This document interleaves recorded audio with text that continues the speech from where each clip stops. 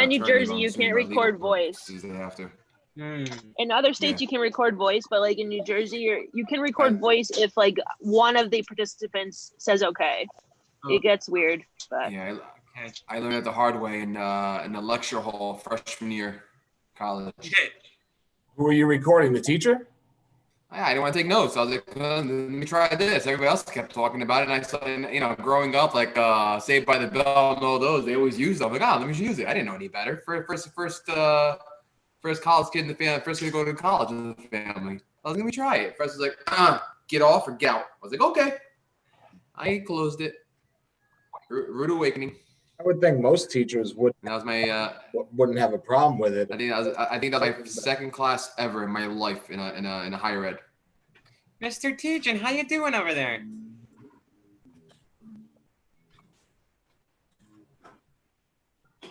Okay, live stream is up and running.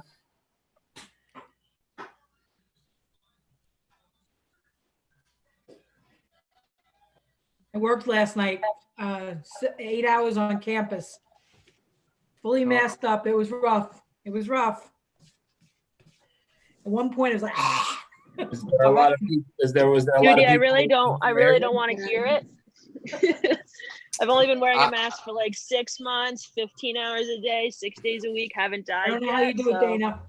Hey, Vanessa, welcome. If you turn off your camera, then you'll be invisible to the whole group, and then I think it's the second public comment. Janina, do you want me to rename you again? Why does it tell you? Why does it call you that?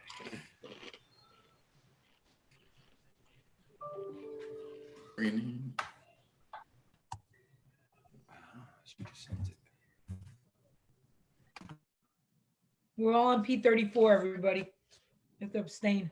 Yeah, Judy wanted to remind everyone to abstain on your name only on P30. Right.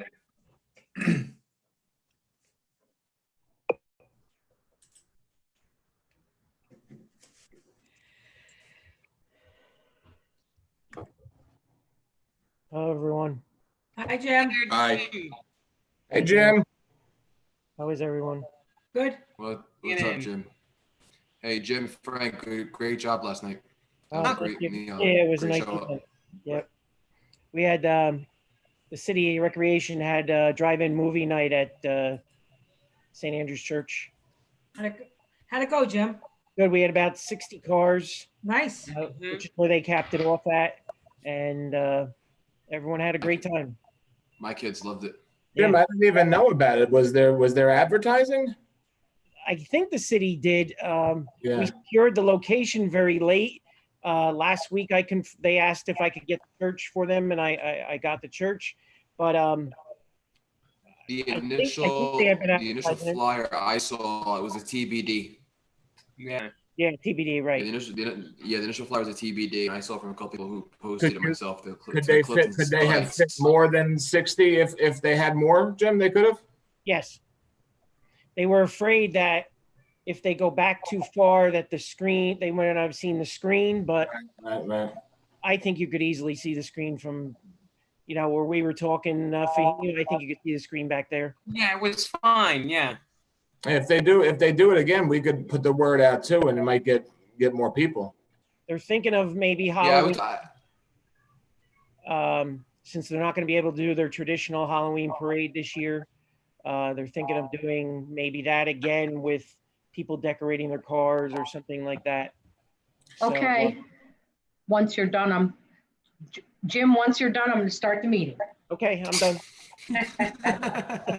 Okay. That means be quiet.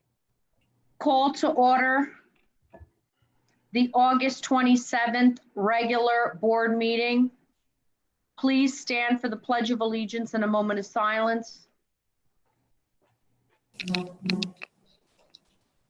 Pledge allegiance to the flag of the United States of America and to the republic for which it stands, one nation, under God, indivisible, justice and liberty for all.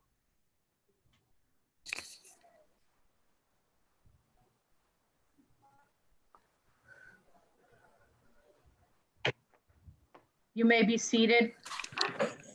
Attendance and roll call of board members. Mr. Abedrabo, Here. Miss Bassford, Here. Miss Beltran, Here. Mr. Canova, Here. Mr. Daly. Frozen. Let's see. Mr. Daly, you're muted. He's frozen, I think. Yeah, I think he's lagging a little bit. Okay, Mr. Yeah. Casper, Here. Mr. Pacenti, Mr. Smith, Here. Miss Danny. Here. Next order of business, mission statement.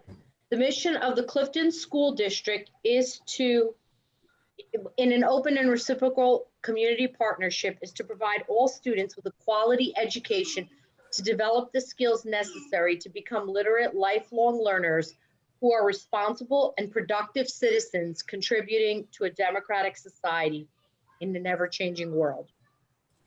Next order of business is the reading of the open public meeting statement.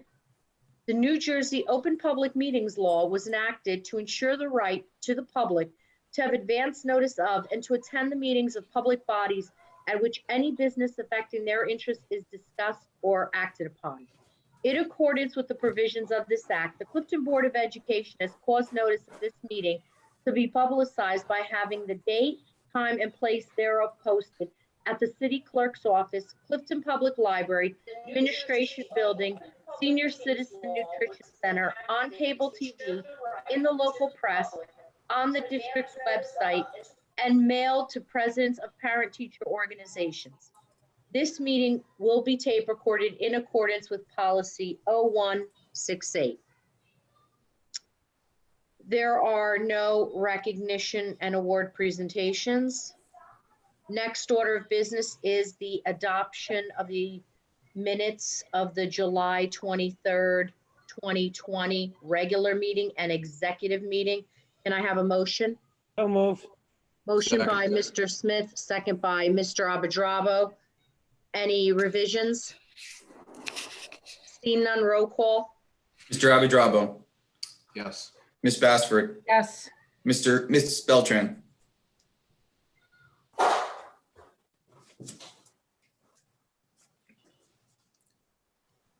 Miss Beltran, Ms. Beltram, you're muted if you are trying. Yeah, sorry. No, I was on another part of the store. Just ran back. all good. Yes. Mr. Canova. Yes. Mr. Daly, Yes. Mr. Casper, Yes. Mr. Pacenti, Yes. Mr. Smith, Yes. Miss Danny. Yes. Motion carries.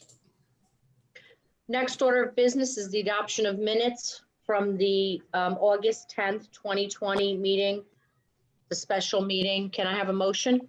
So moved. Motion by Mr. Smith, Second.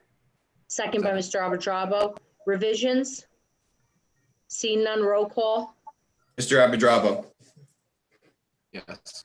Miss Bassford, Yes. Miss Beltran, Yes. Mr. Canova, Yes. Mr. Daly, Yes. Mr. Casper, Yes. Mr. Pacenti, Yes. Mr. Smith, Yes. Miss Danny. Yes. Motion carries. There are no communications and announcements. Next order of business is the first reading of policy, and we do have some policy. 1648.03, Restart and Recovery Plan, full-time remote instruction. And 5600, Student Discipline Code of Conduct.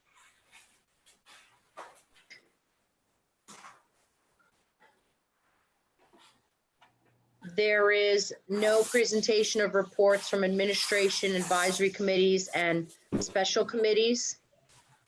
Next order of business is board committee reports, and we do have a few. Excuse Yes. me, Ms. Danny, I did want to give an update under the presentation of reports, if I may, or I can wait until prior to public recognition. That's up to you.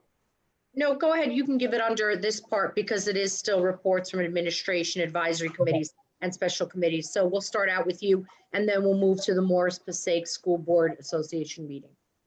Thank you. I just have a brief update. Good evening, commissioners. and members of the community who have joined us tonight at this board meeting. Last week at our town hall meeting, the board and I announced that we would begin the year remotely. And this decision was made for a number of reasons, but most importantly because of the major uptick of COVID cases in Clifton, particularly among school-aged children, and guidance from the Clifton Health Department. As of a week ago, there were 38 confirmed cases of COVID-19 in children between the ages of 3 months to 9 years old, and 147 cases in children between the ages of 10 and 19 years old. Over 30 of those cases were reported in the previous 7 days. The concern is if that were to happen while schools were open, I have no doubt that the spread of the virus would have been much greater among classmates, school employees, and student and employees' families. And it would most likely cause us to be forced to close or possibly even have worse consequences. Since last week's announcement that we would begin the year remotely, I have received hundreds of emails regarding the decision. Some are in favor and many are against it. Many want our schools open, and I get it. Please know that I have truly listened and read every email. I've tried to respond to every email, or at some point, times I've had to ask my staff to help assist in the responses because I couldn't keep up. But please know that I truly have listened and understand all the concerns that people have. And I too share in this frustration of not being able to reopen safely at this time. You know, this pandemic, along with a lack of leadership and guidance at the state level, where they have left these life and death decisions up to 600 local school districts, has created monumental challenges for all of us, particularly superintendents, and particularly of families of school-aged children. It's caused a rift in our community among those with differing opinions. And unfortunately, it's become overly politicized. The whole concept of one Clifton that I have been pushing since June has not become a reality because of this decision. But it is my hope that we can still unite as one community with one Clifton at the heart of all decisions being made, even if we have differences of opinion. And I hope that we can at least realize that the delay is the safest option right now for the health and safety of everyone. I assure all of our parents, students, and the community that we will not stop working until we can bring all of our children back to our schools as quickly and safely as possible. Please note we are not delaying the opening of schools indefinitely. We have a target date to reassess conditions on October 1st, and I strongly believe we will be able to open up our doors on October 12th. I think it comes out to 21 school days that we're delaying. I know that is not the best scenario, but for now, it is the decision that has been made, and I will do everything in my power to make sure we open up on October 12th. And finally, at last week's town hall meeting, we had a special guest, Mr. Foster, who's the executive director at the Boys and Girls Club. And he made an announcement that the Boys and Girls Club would only be offering aftercare to those students who chose virtual instruction. And needless to say, that announcement caused a lot of concern with our parents and members of the community who were counting on aftercare service upon our return to in-person learning. So in response to the needs of our families and after consultation between the district, the Boys and Girls Club, and Department of Health, I'm happy to pass this message along as a public service announcement for the Boys and Girls Club that we can and will be able to provide aftercare services in our schools when school reopens. The concern was the mixing of pods of students and busing issues. We addressed those issues. The modified proposal will be to serve up to 450 students at our 12 school site locations. And the main Boys and Girls Club would remain reserved for pods of the remote learners. After-school care would be offered at all schools except number 4 and 16, where the Boys and Girls Club does not have a license, so they never offered aftercare there. The students would be served in socially distanced groups with 4 to 6 pods of students at each school site and up to 8 pods potentially at school 17. By hosting these pods at each school site, students would not be commingled between schools or on buses. And kindergarten would also be served at the school sites. To the best of our ability, we're also going to make sure the students who are in aftercare are also in the same class during the school day, so as to avoid, again, more mixing of the pods. So it's some good news to share for our parents who were counting on that aftercare. Some good news in an otherwise summer of bleak news. If anyone has any questions regarding aftercare, please don't hesitate to contact Mr. Foster, the Executive Director of the Boys and Girls Club. Thank you, Ms. Danny. That's my update for tonight. Dr. Albertos, did you just want to clarify just what is the pods that you're talking about? Just what are pods? Yeah, the pods is just another name for a group of students. We want to keep the same group of students together as opposed to mixing groups of students to the best of our ability. Obviously, the more groups of students we mix, the more potential there is for spread. And if one student or staff member is diagnosed with the coronavirus, it makes it easier to do the contact tracing to determine who the people have been in contact with. So that's what the terminology is. Thank you, Dr. Albertosi. Can I ask a question, Ms. Danny?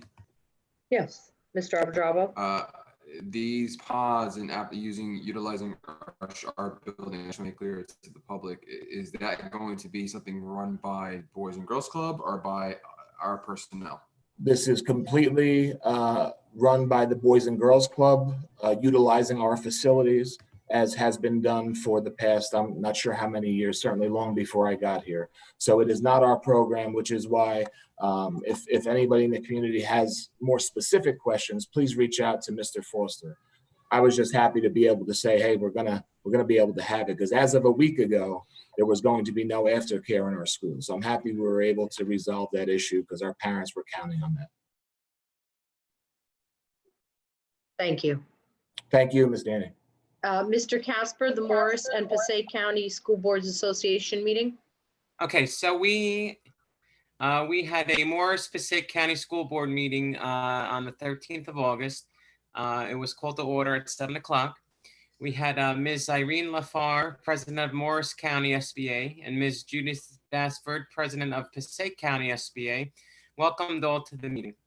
Ms. Cortello, the NJSBA VP for Legislation, welcome everyone to the meeting, as well as asked us to visit the NJSBA website for all of the upcoming events that they're holding. Mr. Michael Vidal talked about a virtual workshop.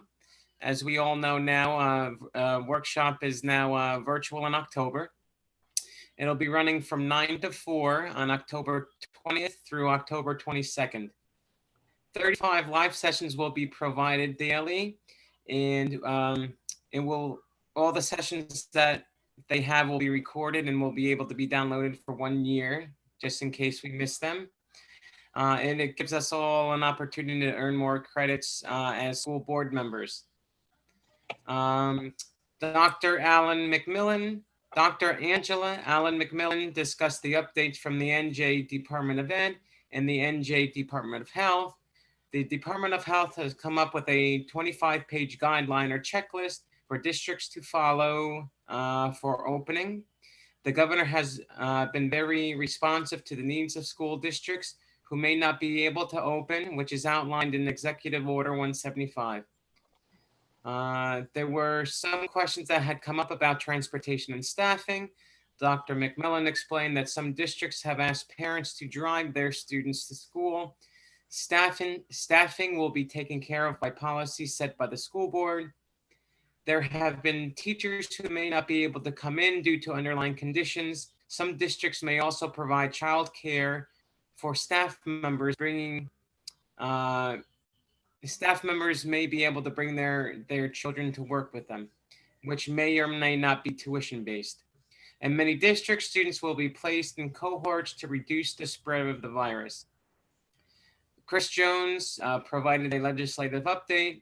The Supreme Court had unanimously agreed that the Bond Act to borrow money is constitutional. The new budget will be released on August 25th, 2020. Based on the state's new projection, the second amount provided to districts is what we will be getting. Charlene Peterson and Kathy Hellowa, our field service representatives, provided updates from the field. Some dates to pay attention to. Some had just passed.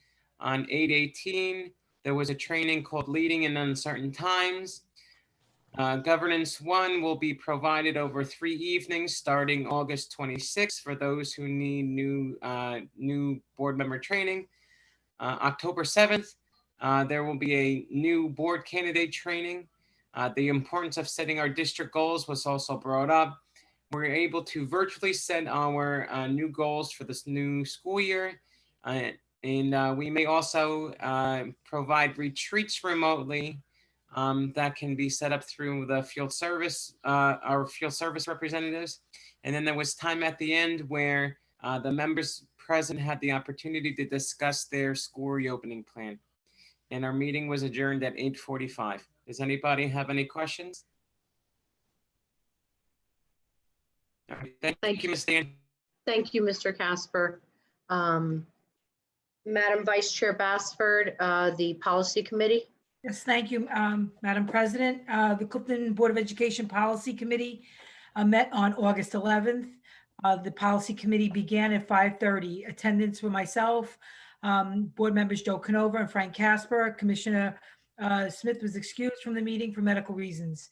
Dr. Robertuzzi was also present, Mark Tejan, Gina Kushalevich, and Mr. Ross. The agenda included the following policies. SE 1648.02, remote learning options for families. This is a mandated policy and the committee recommends the following selections and changes. Section B1, insert the number 14 before the calendar days. B, Section B2, select the first, second, and fourth options, with the fourth option to include inserting the number 5 before school days and adding the end of the end of this option, the phrase, and after review of parent request on a case-by-case basis as circumstances permit. C, Section B6 to include the number 7 before calendar days. D1, insert the number 14 before calendar days. E, Section D2, select the second option, which reads at the beginning of a marking period and after consultation with the principal or designee and director of guidance to ensure attainability of academic credit should a change be approved, and as circumstances permit, considering availability of classroom space, social distance requirements, student seating, and any other federal, state, or local requirement, ordinance, and or directives.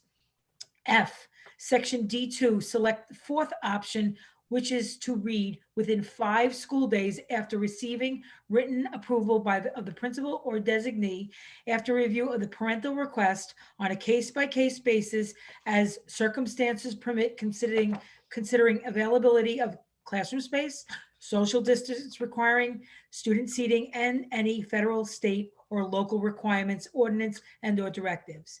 G, Sections D4, select option number 1. The second policy the committee then discussed was recommendation to the board to amend policy 5600, code of conduct, by adding 2 of the new categories, which is violation of health, safety, and security guidelines. This infraction will be letter S under category 1, letter Z under category 2, and letter V under category 3. The other new category under this policy will be staff managed infractions, SMI, which will only be a category 1 infraction and will be listed as the letter T under category 1. We also discussed policy number 016, public participation in a board meeting. was discussed by the committee in regards to members of the public providing addresses when addressing the board. It was decided to review and discuss this policy in executive session. And the policy committee is going to further discuss this at its next meeting. Policy 0174, legal services, procedures relating to the boards and speaking to the attorney was discussed with no action taking, and it was agreed to further address this policy at a later policy meeting. The meeting adjourned at 6:25, respectfully written by Mr. Louise M. Ross. Any questions? Yes, Madam Vice Chair Baxter, I actually do have a question. Sure. I was wondering, for number 3, with the public participation in the board meetings, before they do come in, and I don't know, maybe if tech support can come in on this and just give us I don't know if the public could actually, if they have the chat available to them, because I know when I participate in board Zooms on the other side, I had the chat available where I was able to type in my name and address, which made it easier for record purposes. I don't know if that's what they have, the chat available, so they can put their names, type their names in and their addresses. And obviously if they're students, just, you know, state that they're a student at whichever school. Yes, there is a chat. Sorry, do you want me to answer? Yes. Yeah. Okay, there is a chat available. However, it's a separate chat for just the waiting room. And I can certainly back channel while we're leading up to that. The only issue is the phone callers and anyone on the mobile device doesn't have access to the chat. It's only those logging in from a traditional computer. Okay. Madam President, we were addressing this policy because I think we're going to have to tweak some of our standard policies going forward with the remote meetings. If we do allow remote, I know we're going to be in person soon, but I know there was a request by making some part of the meeting remote to the public because it depends on the number of people we're allowed to have in the building for social distancing purposes. So we're going to have to address that. We were doing this to try to protect children or students under the age of 18 from their identity of where they live. So that was a big concern of all of us. We have to protect our students and our children in the district. So it's going to be further discussed at the September meeting. We just wanted to get a feel for what everybody felt, and then we were going to make some recommendations to the board. So if anybody has anything, if they could send it to me, I'll include it at the next meeting. I have a question. Yes, Mr. Pacenti. I'm just wondering about policy 0174. I mean, we do have, I thought we had policy of that everything needs to go through the president to speak with legal. Was there an issue that arose that the board needs to be aware of? Because that's really a violation of what we've been doing since I've been on the board since 2010. Mr. Pacenti, may I, Madam, answer? Yes. We were trying to add a mechanism, an email mechanism, so that there's actually some kind of paper trail that when a board member does reach out to the president to speak to the attorney, that we can actually have it documented. Say somebody wants to talk to them about a busing issue, a bus problem, or, you know, about the policy that I just read off and about adding certain time limits, and a board member does want to talk to the attorney and asks your permission. We wanted to get a documented trail so that we all as board members could see that and what's going on. So if we had questions, we could ask what was going on. There's also supposed to be a log at the board building. And I think with the phone calls and using devices, it has led to an error in that. So we're trying to clean this one up as well. This is going to be furtherly discussed in September. So that was my concern. And yes, I have a concern about this as well. And it's something I can't discuss in public. Any other commissioners? I just wanted to make it clear, though, we did have a policy for the public that you just can't go and talk to an attorney. Right? No, we wanted to add something to it because we wanted just to clean it up and to put that component in that we had the actual paper trail to it. So the board secretary doesn't have an issue when he has to check the bills. Yes, Ms. Gutierrez. Yes, good evening, everybody. Just if I could just be involved in that conversation so that I can put in Oh, my 2 sure, cents yes. on how to make it most efficient so that it helps everybody. Thank you. Any other commissioners? Seeing none, next is Finance and Negotiations Committee, Mr. Daly. Yes, thank you, Madam President. Finance and Negotiations Committee, August 24th, 2020. Present were Ms. Beltran, Mr. Canova, Ms. Pacenti, and myself. Administration present was Dr. Robertozzi, Mr. Yusi, and Mr. Tomasevich. Items for discussion was a revised 2020-21 budget post-state aid cuts. The district submitted the revised budget to the County Business Administrator and County Superintendent on August 11th after the approval of the board. Ms. Macus, County Business Administrator of Passaic County, approved almost all the aspects of the budget except for the use of capital reserve to offset capital outlay equipment appropriations. She explained that she is disapproving the $588,045 of capital withdrawal because we never got it approved in the LRFP, that's a long-range facility plan, during the budgeting session. And 2, the guidance did not allow for the use of capital reserve to revise the budget. The business office tried to contest this decision. However, Trenton denied the request. Therefore, it is recommended by the administration to further reduce the budget raises across all departments by an additional $588,045. This is still for the CEA administrators, supervisors, and non-affiliated. The budget is completely intact after this revision from the original revised approval and will be up for reapproval on August 27th board meeting, which is tonight's board meeting. If there's any questions, I'll be happy to answer. Do any commissioners have any questions? Thank you, Mr. Daly. Yeah, I do have something to add that we'll more fully discuss when the budget comes up for the vote. I did have this discussion with Mr. Yusi as finance chairman, and my discussion with Mr. Yusi is that I didn't want to drag, because I had concerns about some of the county's decisions on this issue. So I agreed with Mr. Yusi that we should adopt the budget. However, we should still keep the issues that are concerned. And I would recommend, I will discuss it when we have the budget approval.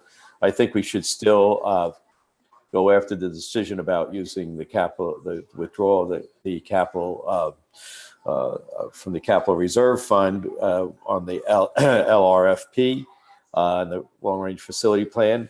And as you all know, the long range facility plan is kind of a prerequisite to spending any capital reserve money. And the state has an arcane look. You can only revise that once a year, which is totally ridiculous. So I think we should, and I'll discuss this further, I think we should send a letter to the commissioner raising our concerns. We can easily revise the LRFP, and I like to see that $588,000 reserved to its rightful budget line item. So I'll discuss this in detail. If anybody has any questions right now, I'll be happy to address them as well. Do any commissioners have any questions? I just have one question. This was an email, wasn't it? Not an actual formal meeting on the 24th?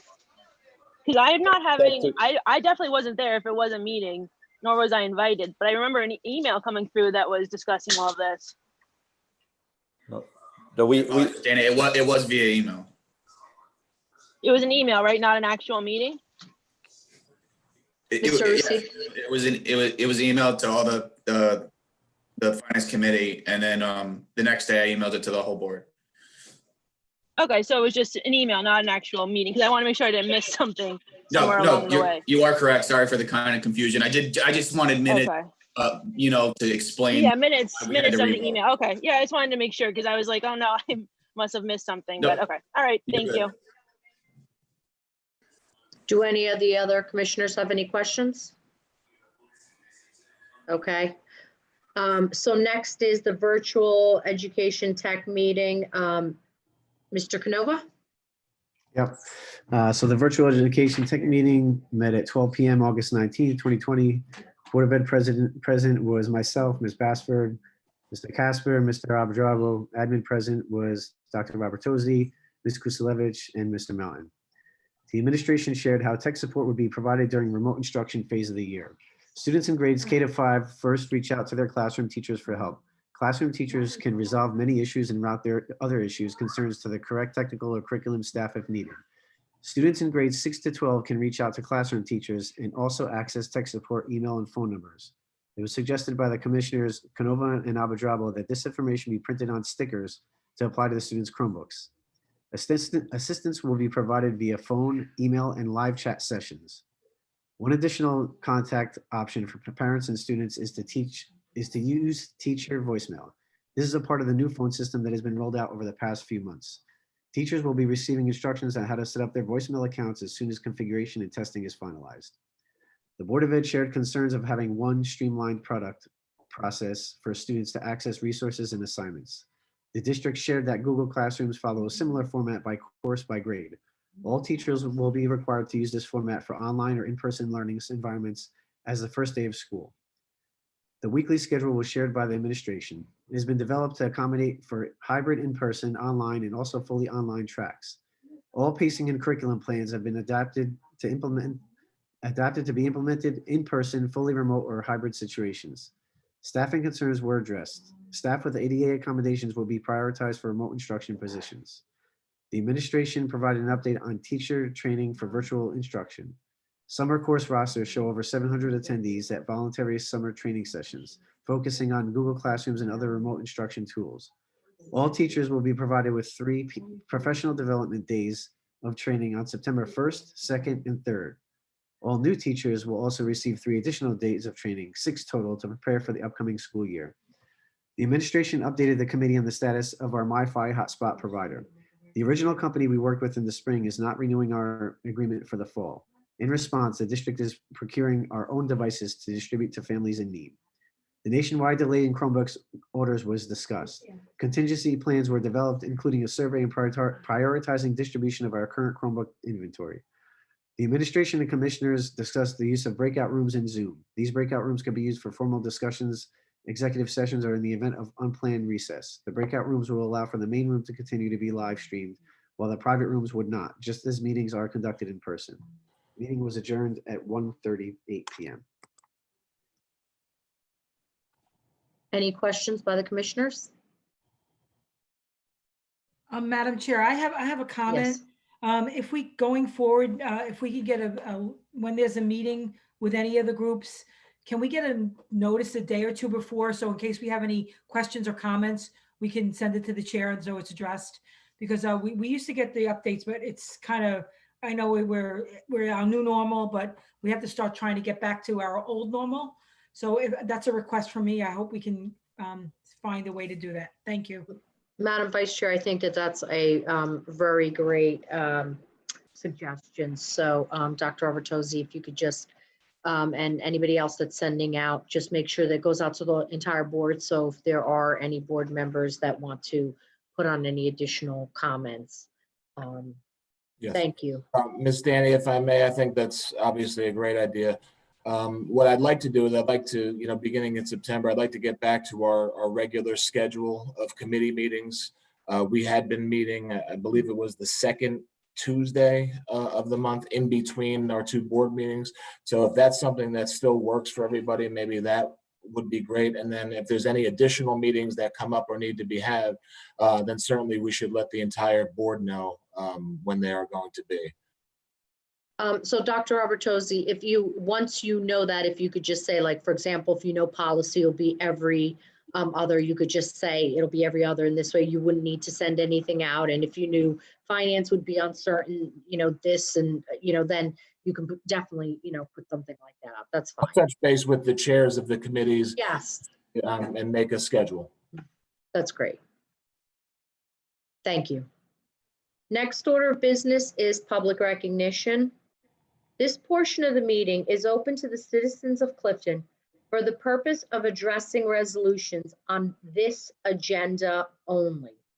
Residents are requested to provide the purpose and to state their names, addresses, and subject matter. Students, you can just state the school that you're at.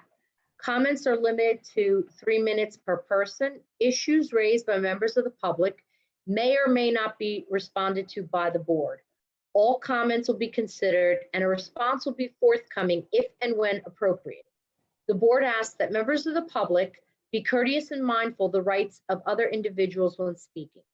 Specifically, comments regarding students and employees of the board are discouraged and will not be responded to by the board. Students and employees have specific legal rights afforded by the laws of New Jersey.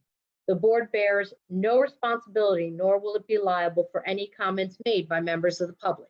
Members of the public should consider their comments in light of the legal rights of those affected or identified in their comments and be aware that they are legally responsible and liable for their comments. Does anyone wish to speak on items on the agenda? There will be a separate one for anything other in the next public recognition. Yes, I'm seeing a few here, so I'm going to announce the first couple. Samsung Galaxy S8, you'll be first. Dustin, you'll be second. Yuli, I also see you trying to connect to audio. If yours connects soon, you'll be third. Samsung Galaxy, you have 3 minutes. Mr. Samsung Galaxy, if you could state your name, if you're not a student, and where you live, and just tell us what issue you're addressing on the agenda. Thank you. You're muted. You are muted.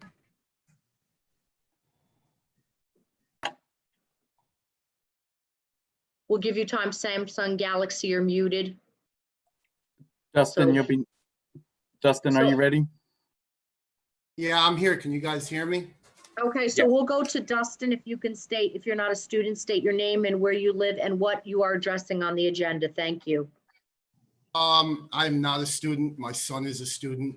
His name is Dustin. My name is Thomas Kiefer. My son is a student at School 5 Elementary School. I spoke last week, and this whole thing is tough, but with the information given, it's really frustrating to know that we can't even do partial in school.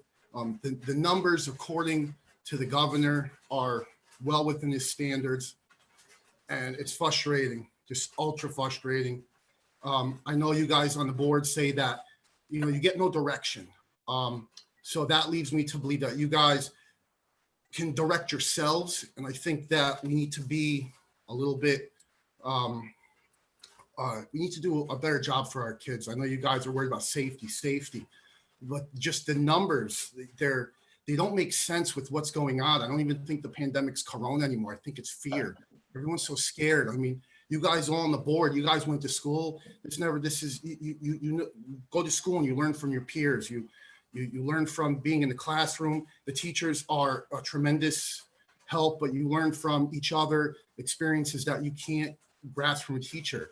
I think too, another thing that I know I've seen, like for instance, Wayne, they're doing in person, and I've read that a couple of teachers aren't happy, but I think maybe Clifton could do a start and maybe start holding these meetings in person to show that the teachers that we're willing to stand by you. I think that would be something that would benefit to get the teachers on board.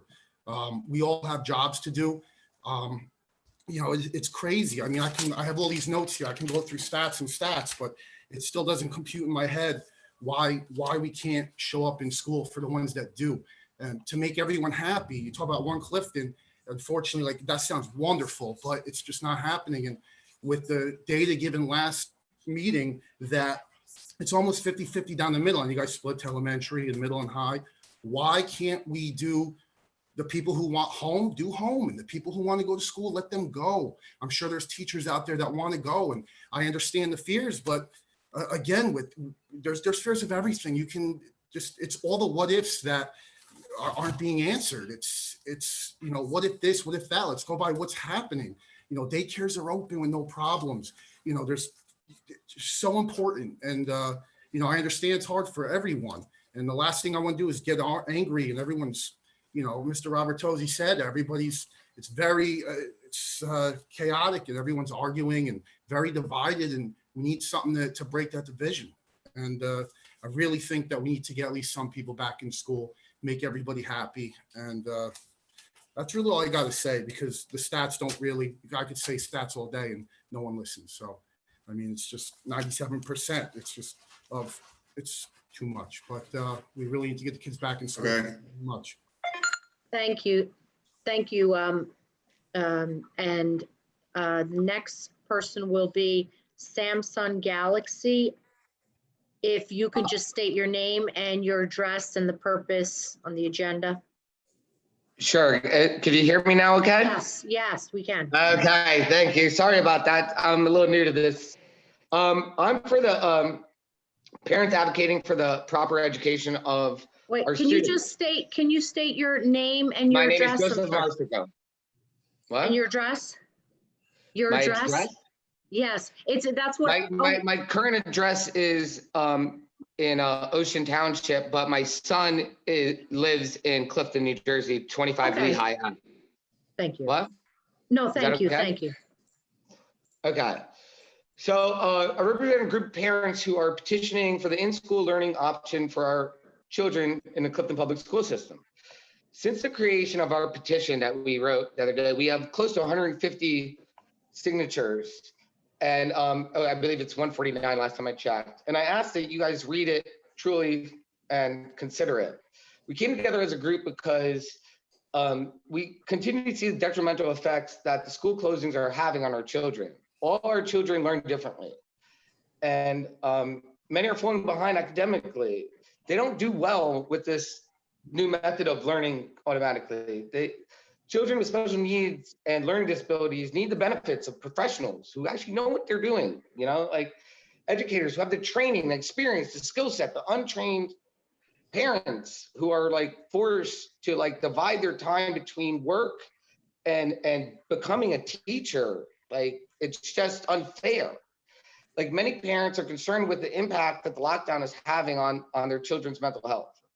And like, when you observe the depression, like I see it in my kids, like the depression, anxiety, and the overall decline in their spirit due to the schools closing. They're at a critical age of development and need socialization and interaction that they receive from their friends and their teachers that only the in-school experience provides. Sorry, forgive me. The school drafted up a well thought out plan to reopen that they obviously had faith in. You guys had faith in at one time, but we don't understand why the sudden reversal. Lastly, there's an impact on the family as a whole.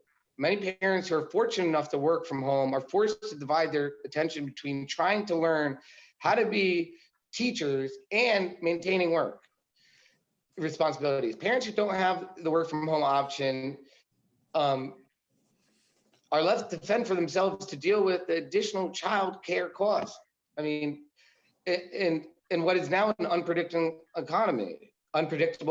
This burden is particularly hard on a significant number of single parents who are already dealing with the challenges that come from being a single parent and have no resources to add the additional undertaking of being a full-time teacher. I mean, just in-school learning can be done safely with the plan that our school system has already have in place. Childcare has been available to essential workers, and camps have been open for over the course of the entire summer with no issues. I mean, we're not suggesting that you take away the homeschool thing. That's the 3 minutes. The remote learning, but you know, we just want to be able to utilize the in-school option. Only all parents are guaranteed option. Oh, whatever. I mean, we fund the public school system. And what I'm saying is, like, if it's there, why can't we use it? What we should be able to use, it should be an option. If the people don't feel safe, don't send the kids to school. But it should be there because the people who don't. Standing, the 3 minutes is up. Okay. Well, thank you for your time, guys. Thank you, sir. Some guys just said half the people want. Next up, we have iPhone, but I see you're having audio connection issues. We have Mark Brunsiak. Yes, speaking. Can you hear me?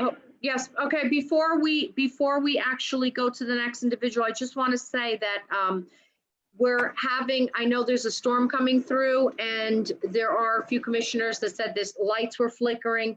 So in the event that I go out or something, Madam Vice Chair Bassford obviously will take over, and if anybody else, we'll let people come back in. So just to let everybody know, there's a storm and obviously lightning, and we don't know what might happen. So we don't want anyone to think we're not, we're shutting this portion down, which that right now there's a lot of lightning. We just don't know what might happen. Okay, so the next person to speak is Mark Brunsiak. Mark Brunsiak. If you could just do you hear me? Yes, and if you could just state your address for the record. Yeah, 20 Holly Street. And you have 3 minutes to address whatever's on the agenda. Thank you. Thank you, everybody, for allowing me to speak tonight. It continues to be very frustrating for me and my family and several of my friends and family. Even as Dr. Robert Tosi described earlier, with the new cases that recently upticked in Clifton amongst children between 3 months old and 18 years, it's maybe 2%. It's maybe 2% of the body of students that are able to go to school. And all the precautionary measures were there, yet it was forced down our throats. And you use this as a crutch to say that it is not safe to have in-person instruction, even though there are plastic dividers and everything, in addition to all the other mitigations possibly doing that. And the school board voted 8-1 to not do that. And somebody, please correct me if I'm wrong, but I even think that somebody on this school board works at another local district, and they have the option of in-person learning and all remote learning. So if that possibility is there, it could be over here too. So I want to let everybody, and please correct me if I'm wrong. And I want to thank you, Dana Beltran, for voting no on all remote, because the courage that you have and the 50% of parents that want in-person education for their children, it's very important to all of us. And we will remember you the next time there is an election. Also, to the teachers who refuse to return in classroom, shame on you. It is your turn. There are frontline workers that have been exposed around other people with the COVID-19, risking their lives every day since mid-March. And it is months later, and there were over 200 people involved to have a reopening option, an in-person reopening option, and all of a sudden, they do a complete 180, and people have scrambled to try to do whatever they can to try to accommodate their children who need to go to school this September. So it's your turn. There are grocery clerks out there who make maybe half, maybe a third, maybe a quarter of what these teachers earn. And it is your turn. There are more than enough. If they could stand there for 8 to 10 hours per day with a mask on, with gloves on, and you're in classrooms with 15 children, with 15 of the same children all day, you have a chance to do this too. Thank you, everybody, for allowing me to speak, and God bless America. Thank you. The next person will be.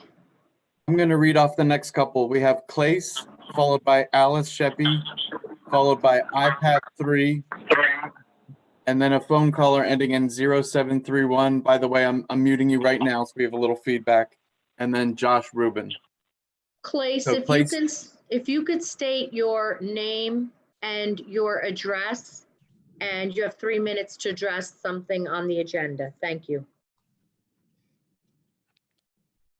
Clace, Clace, you are muted.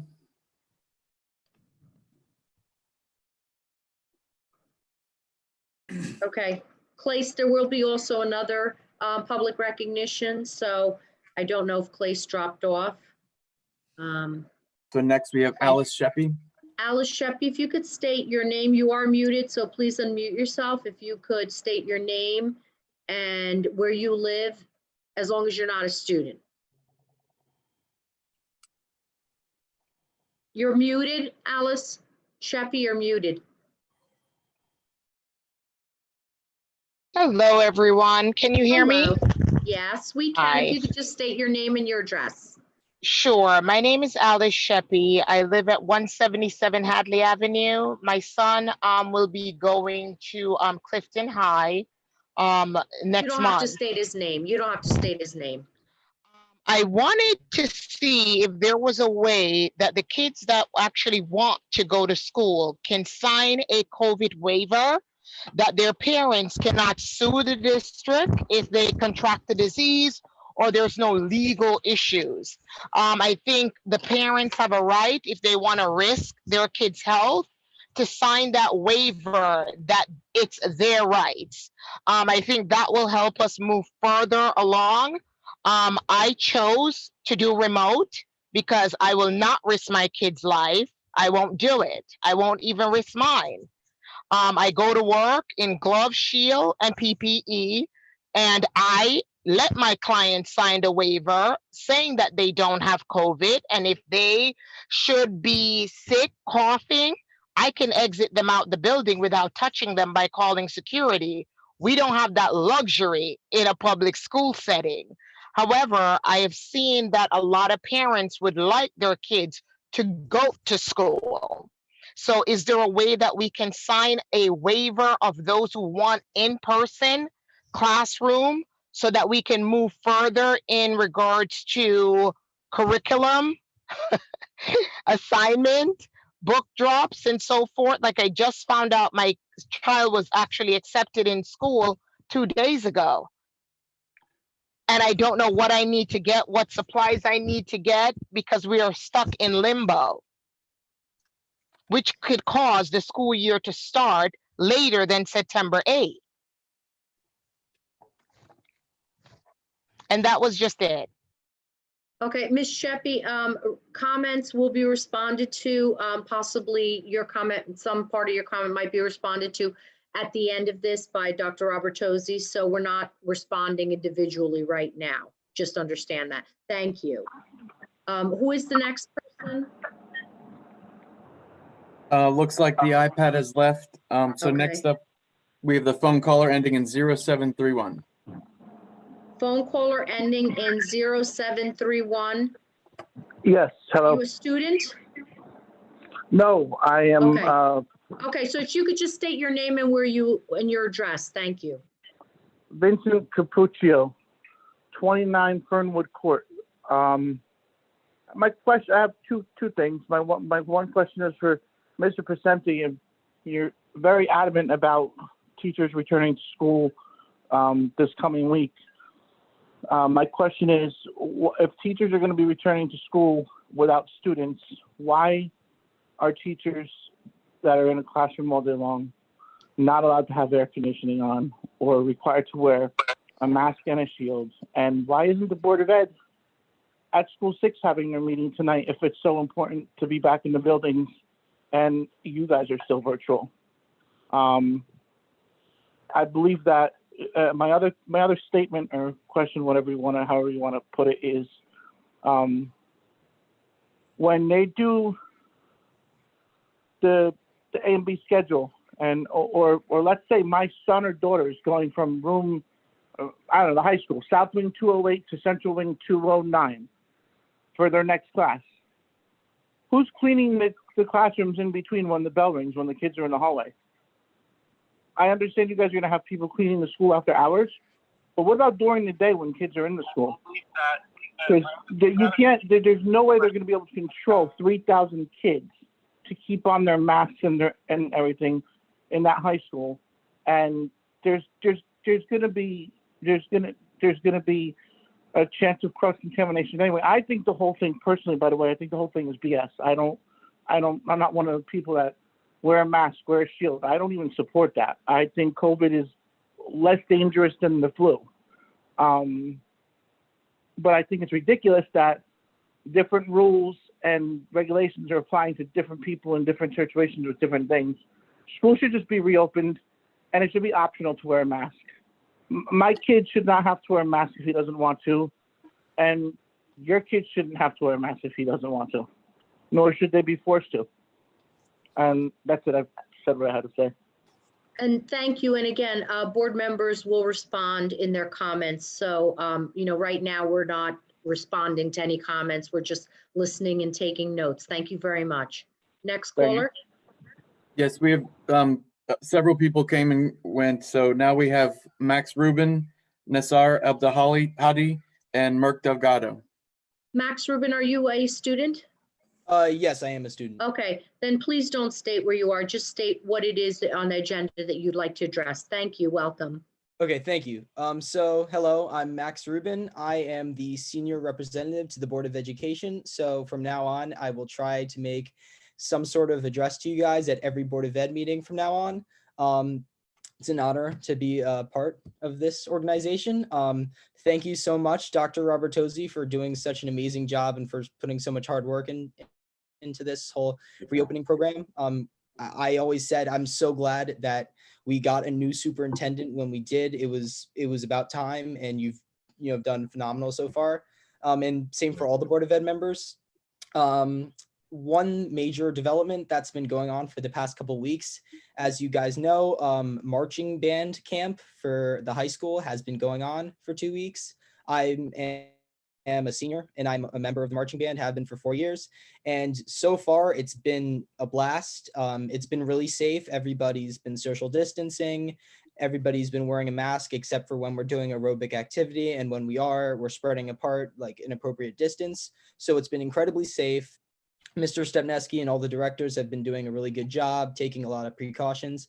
And we already have a plan for a possible show that hopefully we'll get to put on in the future. If not at a football game, hopefully some other event. But it's been a blast so far, and I can't wait to see where it goes from here. Hopefully we'll get to represent the hard work we put in so far these 2 weeks. It's been 2.5 hours every morning, a half an hour just for checking in and making sure everyone's temperature is good and making sure no one has any symptoms, and 2 other hours of marching and playing, and it's been great. Other than that, I did have one question that doesn't have to do with marching band. It has to do with school supplies. And someone brought up during the last meeting, I'm not sure which, I think it might have been Miss Kuselevich, brought up that they're trying to avoid having to print entirely for the school. And what came to my mind is, how would you go about that? What would you do? What would you supply to the students so that they wouldn't have to print? Because I know most students either don't have printers or they have like an inkjet printer and the ink runs out every month or so, and then it costs a bunch of money for a new inkjet. So what methods would you guys use so that students wouldn't have to print consistently throughout the year? That's my question. Thank you. Thank you, Max. And again, Dr. Robertozzi, after this, will have time to address if he wants to, or in his closing comments, we'll definitely address what questions he, from the public portion of the comments. So again, we're not addressing it individually. Thank you. Okay, thank you. Max. Thanks, Max. Who's next? Nasser has left, so we have Merck Delgado. Yes, if you could just state your name and your address for the record, and then you may have your 3 minutes. Thank you. Hi, I'm Mercedes Delgado Aviles, and I live in Cambridge Crossings. I have a high school age child and a middle school age child. And I guess I just have a statement. I'm a hospital pediatrician, and I have taken care of many young people with COVID.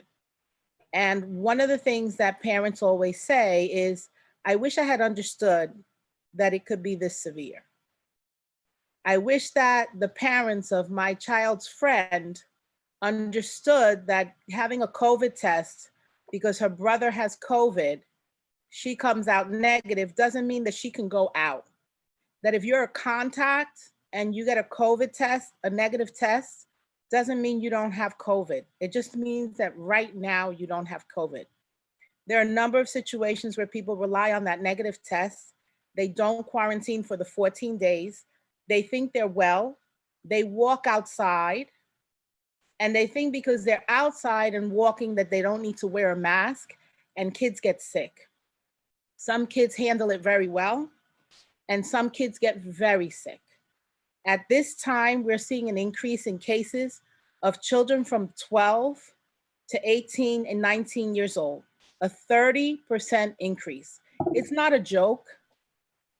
I'm looking at a parent who sees that their child is getting progressively sicker and sicker and sicker and more on the oxygen and now needs to transfer to the ICU. They all say the same thing. I wish I understood, because I could quote numbers, but the numbers don't matter when it's your child. It's 100%. Who cares that 70% of the children are okay? If you fall in that 30%, it's your whole world. And if you have a family of 4 children and you have one really sick, you don't know that the other 3 are not going to go down the same path. So as difficult as I know this is, because everyone wants to get back to normal. My children would love for me to say, the pandemic is over. We can go back. It is all going to be great. But the reality is it's not. Right now we have remdesivir as the only medication that we can give to anyone less than 18 years old. Convalescent plasma is not approved unless you are 18 years old and older. So it's a very, very serious thing. I suspect that the parents who would want to sign a waiver, if it happened to their child, they would say, but I was a parent and I didn't know. And I trusted you guys as professionals to know and to protect me. So as much pressure, I think, as people are being given, and at some point, maybe we do have to reopen the schools and let folks take their chances. I want folks to remember, if your kid gets sick. That is 3 minutes, Miss Danny. I'm sorry, and goes down that path, are you going to be okay with that decision that you made? Thank you very much for your time. And Ms. Delgado, there will also be another portion of public recognition. If you wish to continue, you may on that. Okay. Thank you. Next person to speak. We have Yuli and then George, and then Joe has just joined. George dropped. Yuli, are you a student? You are muted.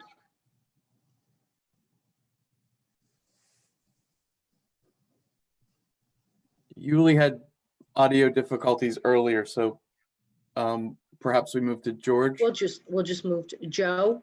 Do you mean Joe? I'm sorry, George just left. So yes, Joe would be after George. Joe? No, I'm a mother.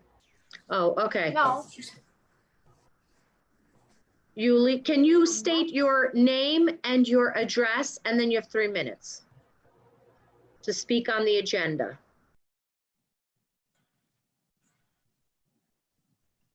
Okay, we can't hear you. Are you there?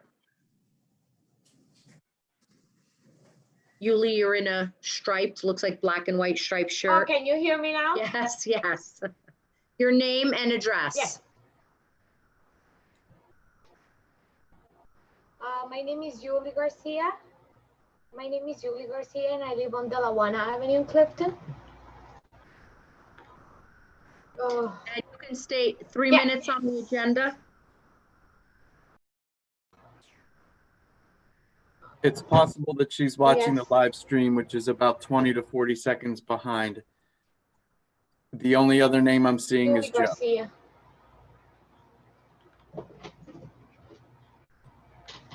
Yuli, if you can turn off your live stream, if you can turn that off and then just speak to the camera for 3 minutes. I want to know, what are you guys doing with the special pre? Yeah.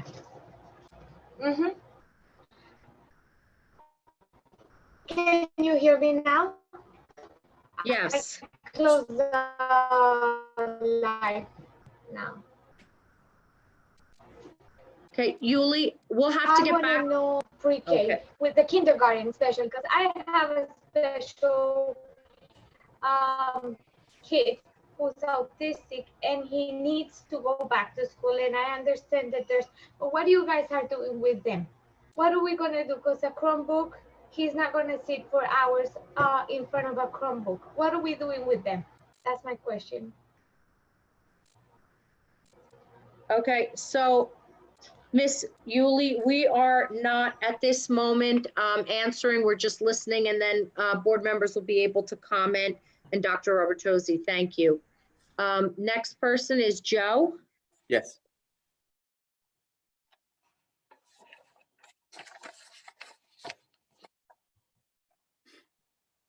Yes, Joe, you have 3 minutes.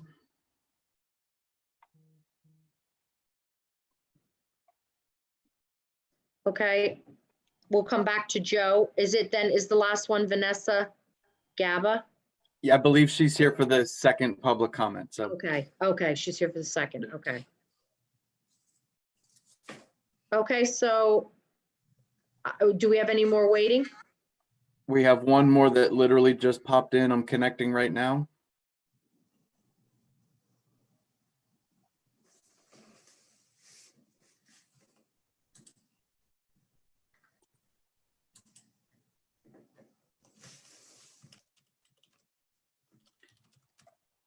Ms. Roldan, you have 3 minutes to speak on items on this agenda. Are you a student?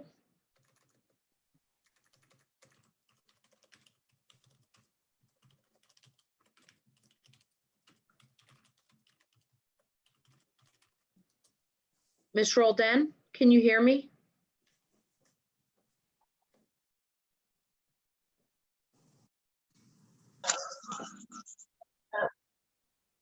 Ms. Roldan, can you hear us? Your audio is going in and out.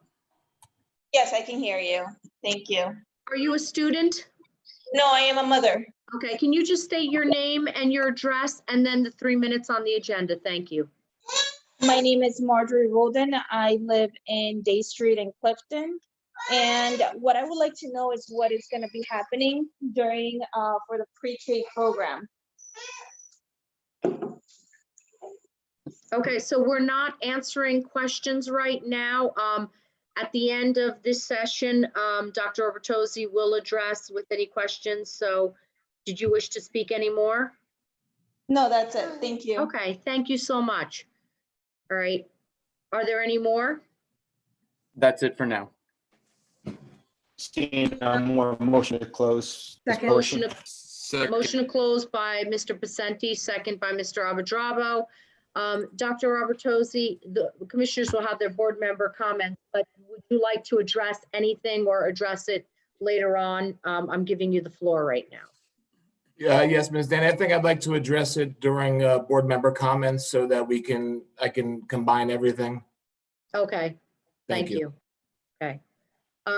So we do not have any unfinished business. Next order of business is education and administration. Can I have a motion for EA 1 through EA 5? So moved. So moved. Second. Okay, motion by Mr. Pacenti, second by Mr. Casper. Any questions, comments, discussion? This is 1 through 5? 1 through 5 of EA. See none, roll call. Miss Dan, I have 1 through 6.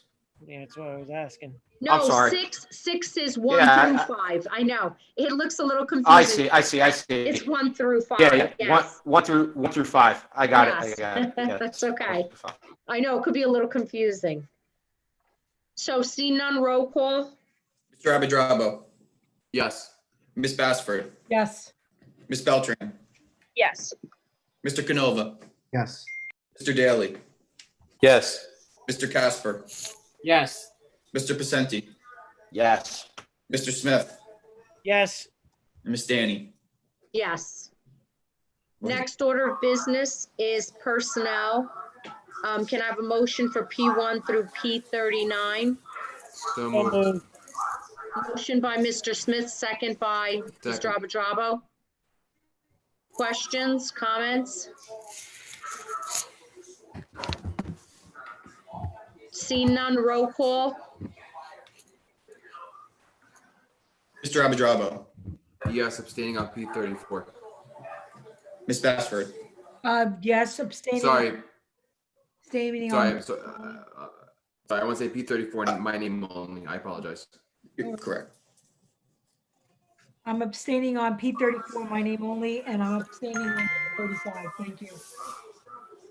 Yes, Beltran. yes. Yes, same abstaining on P34, my name only. Mr. Canova. Yes, P34, my name only. Mr. Daly. Yes, my name only on P34. Mr. Casper. I'm voting yes on everything and abstain on my name on P34. Mr. Pacenti. Yes to everything, but as I told the superintendent, I have reservations on a few items, but I will abstain on P34. However, if it's going to cost the district money for me to go to these board meetings, I'd rather have the district pull my name, so it saves us money because I will no longer need them. Mr. Smith. Yes to all, abstain on my name only, P34. And Ms. Danny. Yes, and abstain on my name only on P34. Motion carried. Next order of business is finance and facilities. Can I have a motion for F1 through F9? So moved. Motion by Mr. Casper, second by Mr. Pacenti. Any questions? Comments? Seeing none, roll call.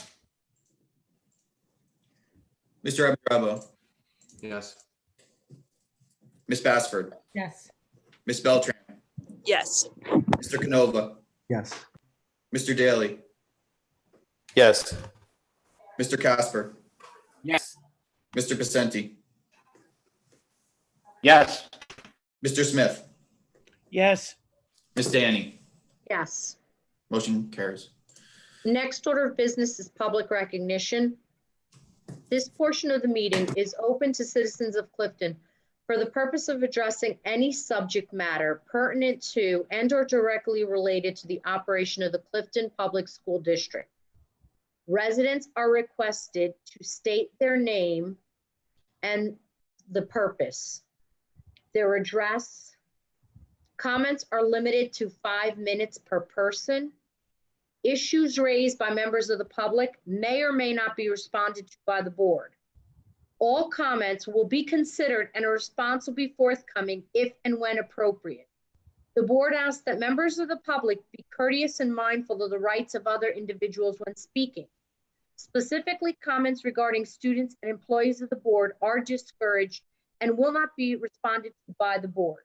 Students and employees have specific legal rights afforded by the laws of New Jersey. The board bears no responsibility, nor will it be liable for any comments made by members of the public. Members of the public should consider their comments in light of the legal rights of those affected or identified in their comments and be aware that they are legally responsible and liable for their comments.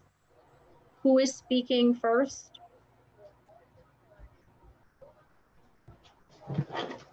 First up, we've had Vanessa in the waiting room. Dr. Robotosi, would you like to introduce Vanessa?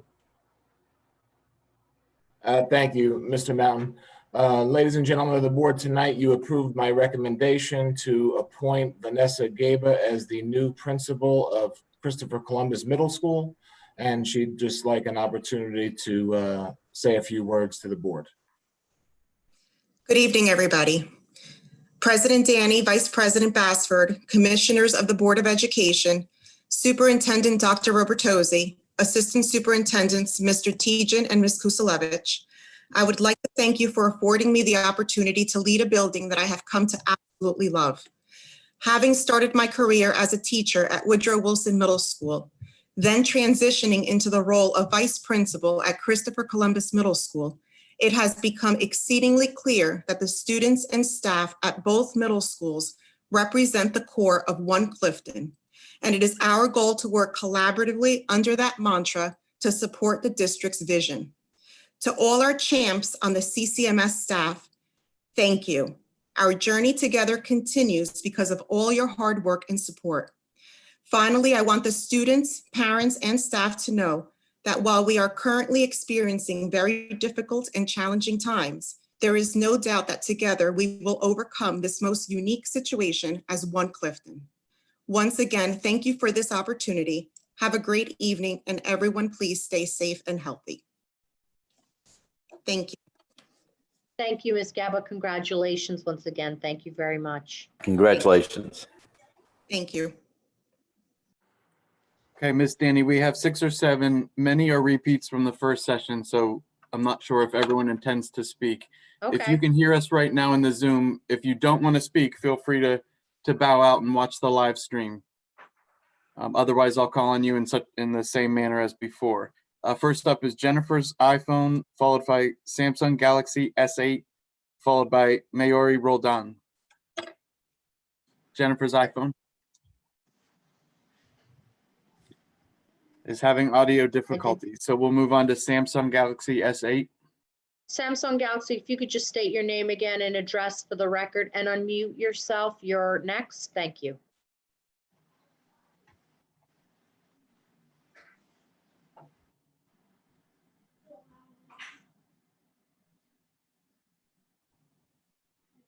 Okay, I believe they've left. Next is Ms. Roldan.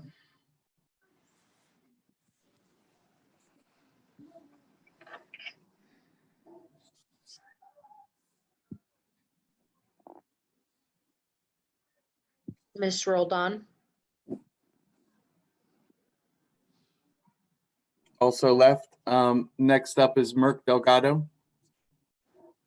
Mercedes Delgado, if you can state your name and again, address for the record, and you have 5 minutes this time to speak. Thank you. Okay. Mercedes Delgado Aviles, and I'm in the Cambridge Crossings. When I left off before, I was commenting on what's available to us for our children who are less than 18 years old. Right now, we only have one medication. And if we just would try and give it a little more time, maybe we'll have something else that we could roll out. And I know everybody's impatient. Everybody wants to get the kids in. There was a gentleman who commented that the younger age groups were doing very well. The daycares were doing very well. And that is indeed the case. But I think middle schoolers, high schoolers, it spreads, and it spreads because people don't think they're sick and they don't cover. And we would want to believe that no one's going to come to school feeling like they have a head cold or feeling like they have sinusitis. But if they think that it's something minor, they're going to come to school. And when the kids leave, their masks will be off, right? So adults, yes, I work in a hospital, I go to work. I have full PPE. If I don't know if a patient has COVID, I go with full PPE. But children are children. And as much as we want them to rise above that and be more mature and have respect for this virus and do all the things, they don't, they're kids, you know? And so I think we have to consider that when we make our decision. It's sending a child to school is not the same as an adult going to work. We as adults know to be responsible. Children, as much as you can speak to them, and there's some that are very mature, we can't count that they'll all be mature and do all that we ask. So that's the only comment I had. Patience, patience, a few more months, maybe we'll have something else that we can roll out. And when it's treatable, then you say, well, okay, maybe then it's the risk of getting the illness is okay because we have something we could do.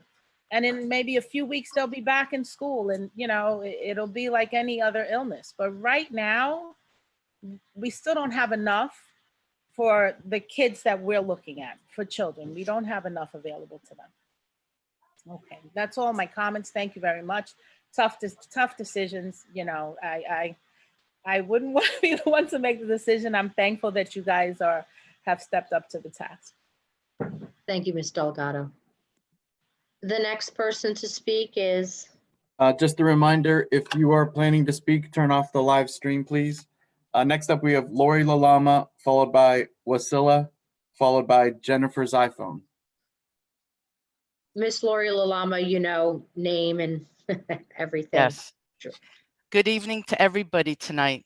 I want to continue to thank, can you hear me? Yeah, Yes. Wasilla, your turn is next. Please wait a moment. Lori? Okay. Thank you. I want to thank everybody and continue to thank everybody for everything that we've been going through. The administration, all the committees, all the supervisors, the principals, the vice principals, Board of Ed members. Continues to be very difficult. So I received some information from some of the staff members, and I want to share it with you. And you don't have to answer it now. You can answer it later. But this was some concerns that I received. Regarding last week, there was a motion on the floor to vote to keep the students remote, and it was voted on by the board and passed. However, there was never a motion placed on the table during the board meeting to vote on staff returning. That was left to the superintendent's discretion. The motion was to begin 2021 school year remotely, to be reviewed October 1st with a possible return date of October 12th.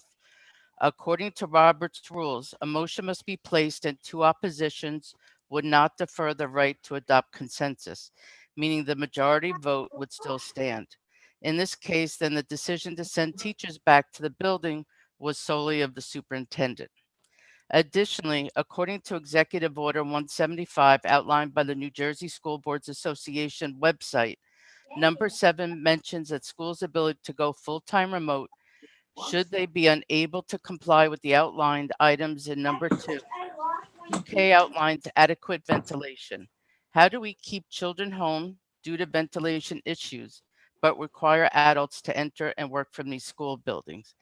Ventilation is still a concern. We need to follow the recommendations of the CDC and the American Society of Heating and Refrigeration and Air Conditioning Engineers. Districts should increase ventilation with outdoor air to ensure that the air exchange rate is set at the minimum standard set by this group. Increase our air filtration by upgrading filters to MERV 13, and ours still is set at 7 or 8. Or higher to ensure that indoor CO2 levels are at or below the recommended standard. Filtering and circulating indoor air with fresh air is critical to reducing the virus. Isolation rooms should have a dedicated HVAC system, prevent the air from mixing with any other spaces in the school. Unfortunately, much of this is impossible with outdated systems, which is why remote learning is necessary until the air and ventilation issues are resolved.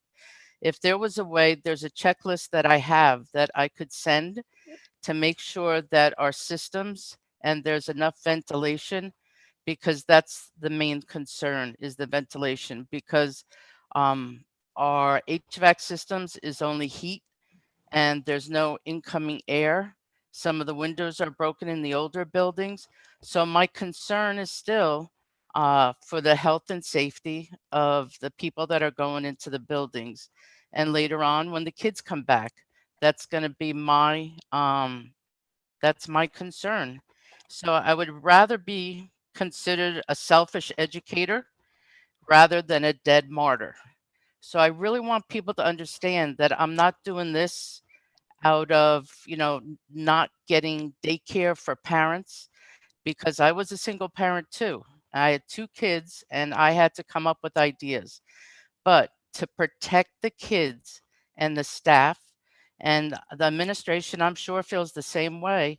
We have to take care of our kids and everybody who works in the school system. Just as the previous speaker, Mrs. Delgado, spoke, it's really important. That is, I hope everybody has a very good evening tonight, and thank you. Thank you, Ms. Lalama. You as well. Next speaker, A few have left and joined, so the next three are Wasilla, Chloe Popowich, and Jason Miller. Wasilla. Hi, yeah, can you hear me? Are you a student, Wasilla? No, I'm a parent. Okay, just state your name and your address, and then you have 5 minutes to address the board. Thank you. Sure, thank you. My name is Wasila Benadella. I live in 257 7th Street in Clifton. I have a question regarding the remote teaching. So if Clifton Public Schools are going to be remote for I don't know how many days or months, I'll say. My question is it going to be any sort of a direct teaching online? Like, I'll give you an example, like a Zoom system where the teacher will be teaching from the classroom or home or whatever, and then she will be directly teaching the kids while they're staying home? Or is it going to be like the spring session where the teacher used to send like the work and I have to teach my child, and a lot of parents were struggling with it? So basically, that is my question. I would love to know if the board has a specific system where the kids are going to be connected directly to the teacher and doing the work online, basically. Thank you. Thank you. And again, the comments will be addressed later in possibly board member comments. Thank you. Okay. Chloe Popowich, again, if you're a student, you don't need to state your address, otherwise state your name and address. Okay, when will we receive our schedules? And will Clifton High School provide SATs for the current seniors? There are many students who are traveling out of state and have to quarantine for 2 weeks after taking the test. Thank you. And again, Ms. Popowich, we will, any of the board members that wish to address, or Dr. Albertozzi will in his comments. So thank you very much. Next person to speak. Jason Miller. Mr. Miller, if you could please state your name and address, and you have 5 minutes to address the board. Thank you. Yeah, Jason Miller, 36 Conover Court. I don't have any questions. I just have a couple comments. First, I just want to say thank you to the entire board there for the job you're doing during these times. I know it's hard. I know you're getting a lot of criticism from both sides. I have a student in high school and a student in middle school. I was one who the kids wanted to go back to school, but at this point, we completely understand the decision that was made and the reasons why. So again, I just want to commend you guys for the job that you're doing. I know it's a tough job that you're doing, getting all the criticism.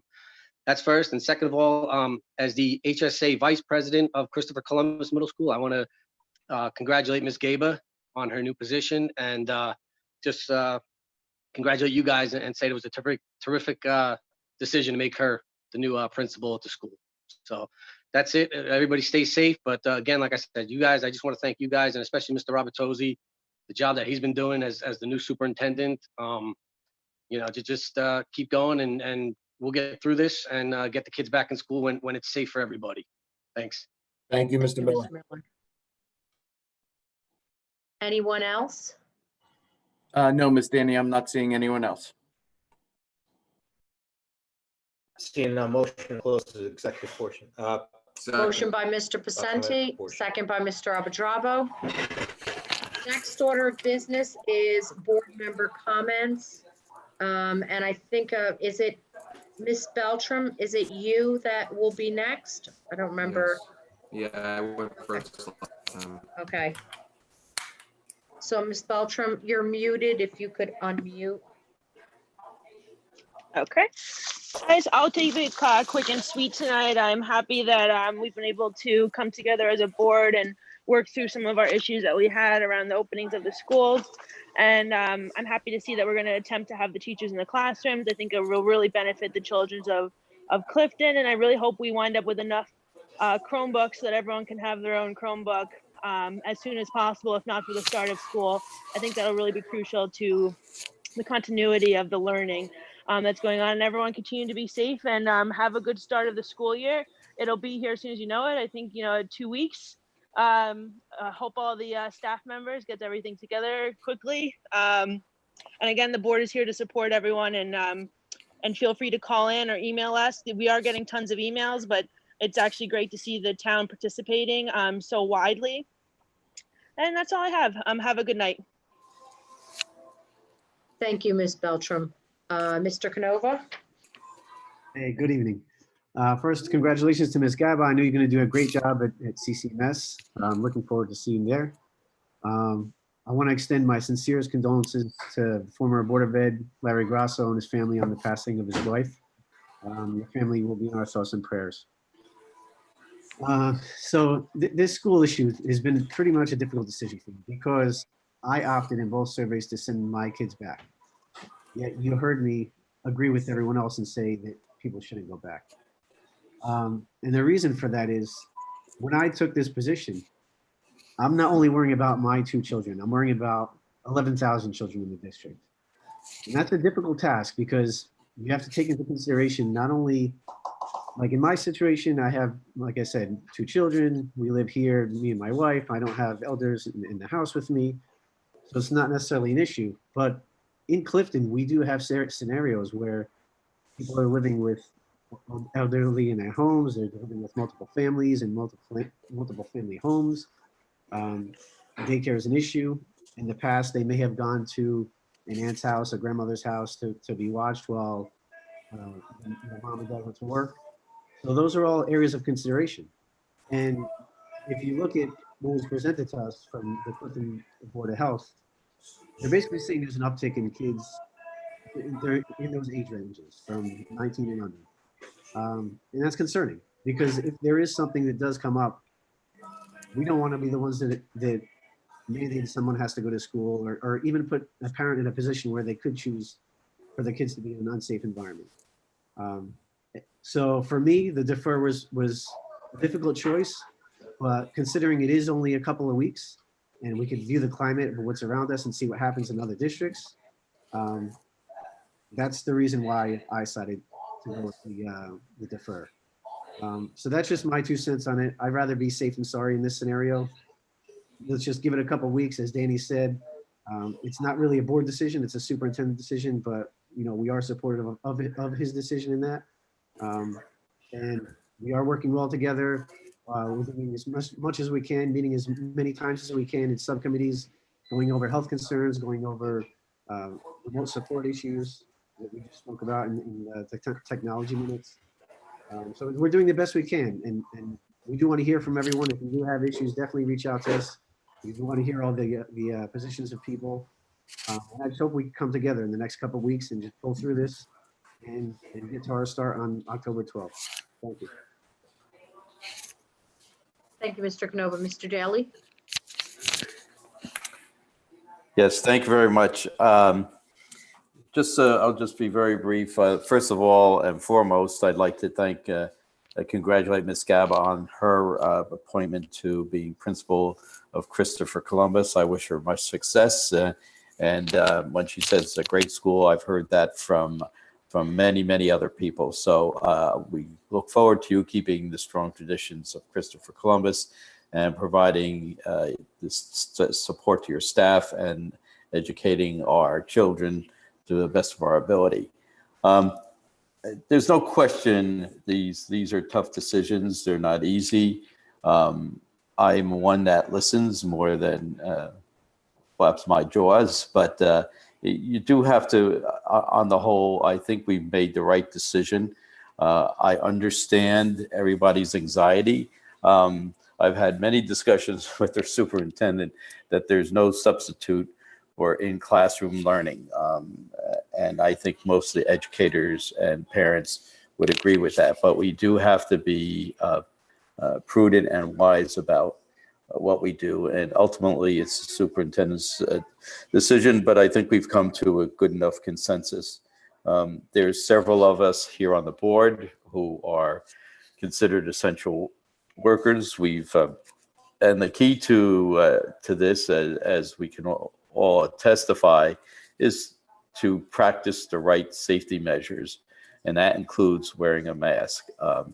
I know my workplace, there's several thousand people in the building at any particular moment. I keep an eye out for both the public and the staff, and virtually everyone in the building has a mask, and maybe some other PPE, but they all have the mask. It's a requirement, and when we follow these rules, we can start to lessen the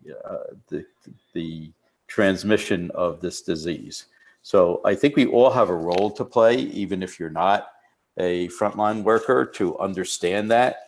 And if we all and everybody in town practices those types of things, we can cut down the transmission significantly, and it'd be a much easier decision to open the schools. So this is not only the board making a decision, but the town's folks and the parents in particular need to be in a control position and enforcing what's important, so we can open the schools with a lot less rancor and divisiveness on this issue. But at this point in time, the way the transmission rate or the case rate is up, we have to err on the side of caution. And I think we all agree this is not a long-term. We know these things can change quickly, one way or the other. So we were all keeping our eye on how these transmissions and cases are going. And that's really what's driving, I think, both the superintendent, but he can speak for himself, but certainly my decision to support the superintendent in this way. I wish everybody stay healthy, and please, public, be prudent, understand what's at stake. You can control this much more than we can here at the Board of Education. Thank you very much. Thank you, Mr. Daly. Mr. Casper? Yes, thank you, Madam President. I'd first like to congratulate Ms. Gaba on her new endeavor. I'm excited to see how Columbus will move forward. Now, I'd also like to send out a special congratulations of our Teacher of the Year, our Passaic County Teacher of the Year, Ms. Megan Graziano from Clifton High School. I had the pleasure of watching her receive her award yesterday. What else do I have? Okay, I'd like to thank all of the retirees that had put in for their retirement this time around. Thank you for your hard work and dedication to our school district. And I'd also like to thank all of our speakers that had come out this evening. Even though the decision of the board was to go remote, I'd rather see our students and, if possible, our teachers be safe during this pandemic. For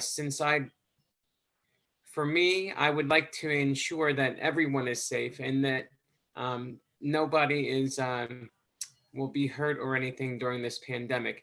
So I'd like to see everyone stay safe and make sure that everybody comes back to school safely and in a safe manner. Thank you. Thank you, Mr. Casper. Mr. Pacenti? Thank you.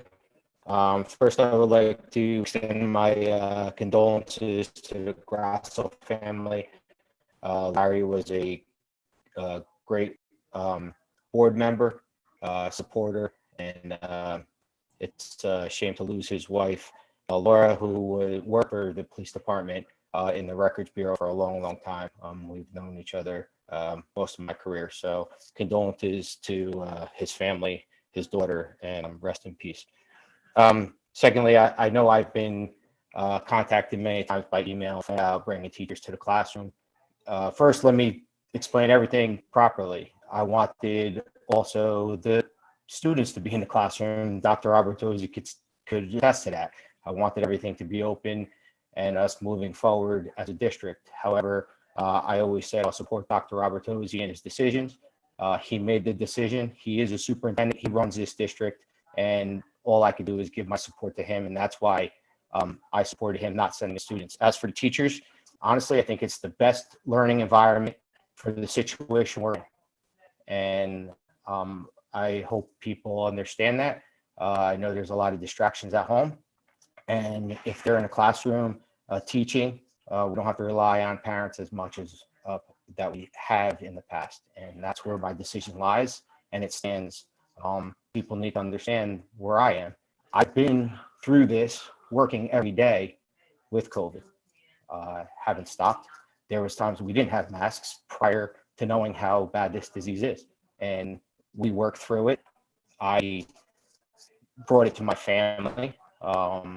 There's times that I, stayed away from everybody because I wasn't sure what I was getting myself into. And it's a stressful situation, so I understand. So we're at a position now, I think, that we know a little more about it. I think the teachers should be safe with it.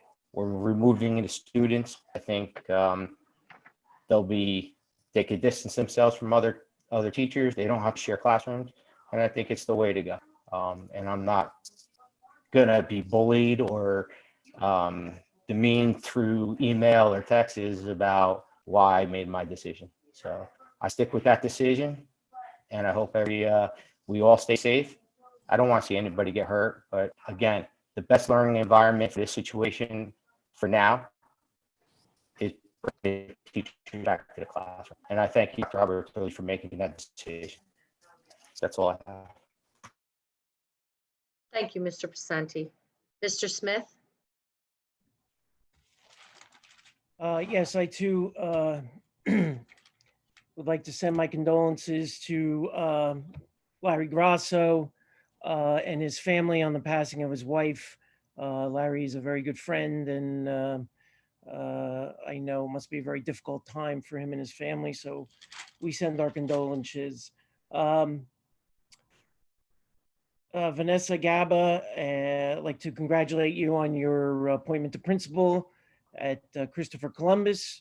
I know your heart and soul is there at Columbus, and I know you'll do a wonderful job, and you'll have the support of your board behind you. And also to the Passaic County Teacher of the Year, Megan Graziano, teacher in the high school, for a great accomplishment. You should be proud of yourselves, and we're very proud of you for the award. I continue my support, as I have from day one, for virtual instruction. Again, we're not professionals in this area. We rely on the advice of professionals. Many times we have relied on the advice of Dr. Fauci on TV, from the CDC, from different avenues. And one of the most compelling avenues or backing to professional advice was the final word that we got in our special meeting from our Director of Health in the city of Clifton by Mr. Beagle, where he was point blank asked, would you open the buildings right now based upon the information and the numbers you were given? And he said, no, he would not open the buildings. So I stand upon his advice. And until those numbers change, and until the advice from professionals can tell us that our buildings are safe for students and staff, I will not support any other means of educating other than virtual until we're told otherwise. And then as of October 1st, we'll reevaluate that situation as well. We talked about schools and schools being safe and the safety of students and staff, and that is utmost in my mind. But I also have concern of staff that is not in schools. For example, all of our staff at school number 6. School number 6 is a very old building. Many of those windows don't work, don't open. Ventilation system is very poor. How safe is our staff at school number 6? Many people worked throughout the entire summer remotely so that they didn't have to go into school number 6. So I think that has to be looked at. How safe is our transportation garage? How safe is our staff there? How safe is our staff down at the stadium? I think all those things have been overlooked, and I think they need to be looked at as well. as well as talking about the safety of the schools. I would like to just take a moment, Miss Danny, if I would, to just address something that happened at our last regular meeting. As some of you may be aware, I did experience a medical emergency shortly after our meeting started. I'd like to briefly explain what took place. I do suffer from a chronic illness, chronic migraines. I was diagnosed with them at the age of 15 and have suffered most of my life with them. Chronic migraine is a real chronic disease. It is very debilitating and hinders my ability at times to have a normal quality of life. I've been to numerous specialists, hospitals, gone through numerous testing, numerous procedures, medicines to deal with my migraines with very little or no improvement. Right now, there is no cure for migraines. Migraines can come on me at any time without warning or signs that one is coming. Some people do get an aura, which is a warning. However, I am not so fortunate to be able to be one of those people that get a warning. So last regular meeting, shortly after our meeting started, I started to get a severe pain in my head, accompanied with slight numbness in my hands, as well as nausea. Again, since I had no warning that this migraine had come upon me, it was at full force. Many people, including myself, do pass out and become unconscious from the migraine. During my migraine, I did go in and out of consciousness, and finally at one point became totally unconscious for the remainder of the meeting. Because I was unconscious, I was unable to turn my camera off or totally leave the meeting. While all meetings are important, I felt this meeting was particularly important to discuss the reopening of the schools for the new school year. Right or wrong, I always put the needs of the staff and the students before my own, and thus I tried my best to fight the migraine and remain in the meeting. I wish to thank my fellow board members for the care and concern by contacting me personally to check on me. I wish to thank so many of the public who commented publicly on the computer, through emails, and through phone calls. They meant the world to me. It was truly touching to see that during a medical emergency, that people are there for you. I personally like to thank my dear friends, Vinny and Diane Constantino, who came to my place where I live to check on me very late at night to make sure that I was okay. I truly thank both of them for seeing me through this medical emergency and for coming to my assistance. Thank you all for understanding and for allowing me the opportunity to explain what took place. Thank you, Ms. Danny. Thank you, Mr. Smith. Mr. Abudravo? Thank you, Ms. Danny. I'm going to keep it really brief. Everybody touched on various things, but just like my colleagues, I want to give my condolences to the Grasso family, to Larry and his family. Larry, may God bless your wife in heaven, and also forgive her any shortcomings that she may have in life, and anything, my prayers with your family. Ms. Gaba, as a CCMS alum, congratulations and good luck. Looking forward to what CCMS has to bring in the coming years. And I mean, listen, I'm not gonna beat a dead horse, because all my colleagues spoke about, the opening, the pros and cons of each decision.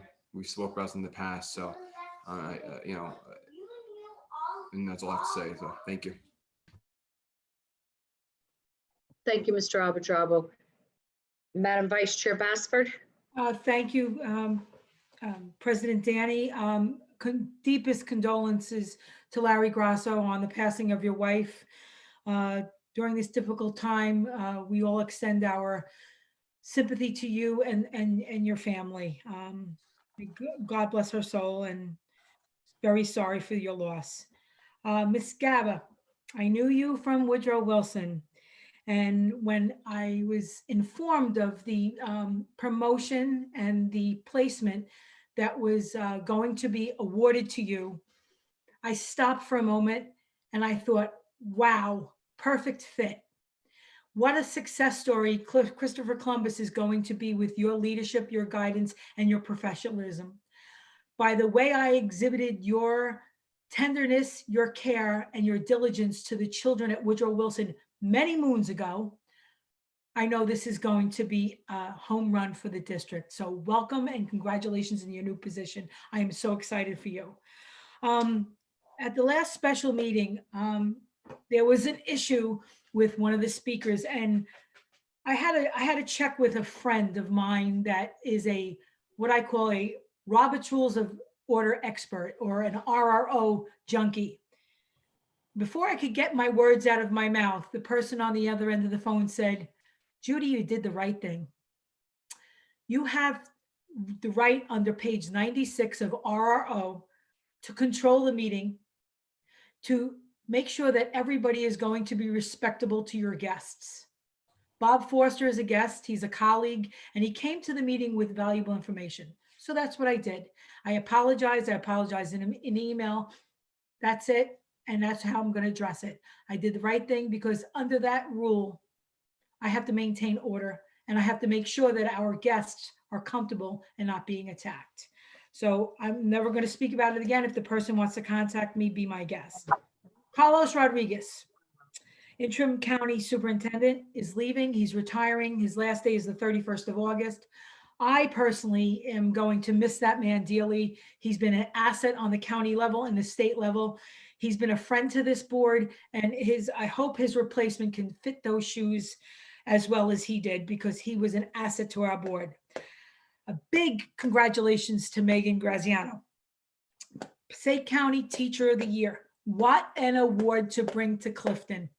I don't know if it's ever happened before that Clifton has ever been recognized in this manner, but I watched it live. I know Frank was on the same meeting yesterday, and it was awesome to watch 21 special teachers with dedication receive that award.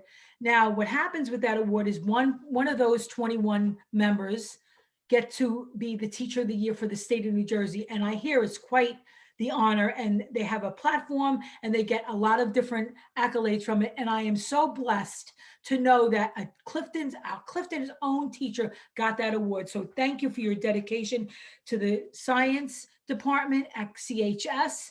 I was grateful. I was so excited to hear your name and your speech. And she thanked each of us as board members and the administration and her colleagues that made her the teacher she is today. So bravo. Good luck to our staff as you guys prepare for our new normal. Our teachers and our staff, I have no doubt, will rise to the occasion, and they will rise to this challenge of the new normal. Although I am not speaking for the board, I speak for myself, and I am worried about the feeling of uncomfortable. And as a person, I got to experience that new normal, uncomfortable feeling yesterday at work. Went back after 5 months, masked up, went in, and did what I had to do. Driving home in the car was challenging. I have a husband that has underlying health issues, so I had to stay with my mask. When I go upstairs in my house, my mask goes on. So I know the challenge that you are all worried about. My accommodation and my beliefs was given an optional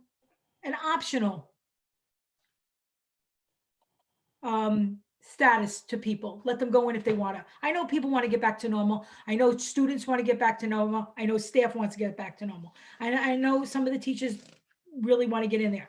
I wish it was optional, and I'm sorry that I couldn't make it that way. As a board member, we are given information to make informed decisions. And the one decision that will permeate with me for the rest of my late days, I think I'm going on 12 years now, Ms. Danny. I think it's almost 12 years now we're on this board, is when the city's chief health officer gives that recommendation. That's why I made my decision. And I will stick to it until the day I do no longer breathe. I have an opportunity. We are the stewards of the taxpayer dollars, but we also have to make decisions based on the information that we are given. And I made my decision appropriately. So Dr. Robertuzzi, I support you 100%, and you made this decision, and we are going to make it work with whatever we have to do. But I just wish it was optional for our staff because I have concerns, but that's just me.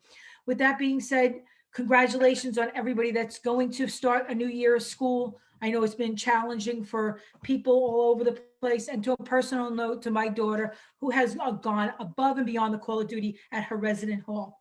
Way to go, Sam. You're a good egg. Good night, and thank you very much. Thank you, Madam Vice Chair Basford. So first of all, I'd like to say condolences to Larry Grasso on the passing of his wife, and condolences to his family for this difficult time. I'd like to say congratulations to Vanessa Gaba and Megan Graziano for obviously in different positions, but again, great achievements. And I did want to say that I do receive emails, as I'm sure that, you know, many board members have stated, they do receive numerous emails. We are told, you know, to direct them to the superintendent and not respond to them. So I just want you to know that I do read them.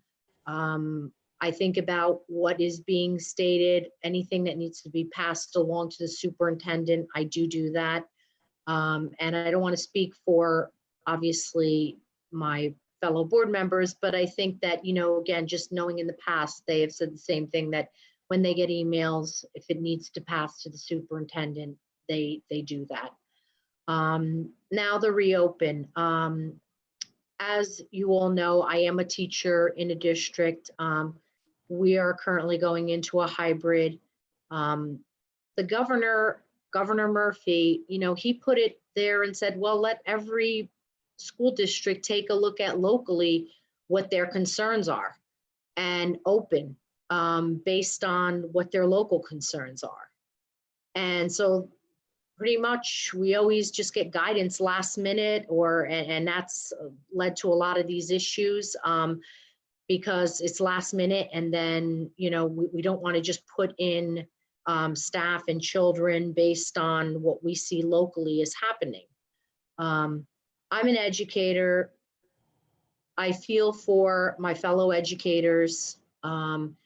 There are many that don't want to go in at this time. I mean, looking at just the Clifton district, aside from, you know, the chief health official, what he was saying, that this wasn't, you know, he wouldn't advise reopening. Those classrooms are old brick buildings, very hot. Teachers, students going in, when you get bodies like that in there, it makes it even hotter.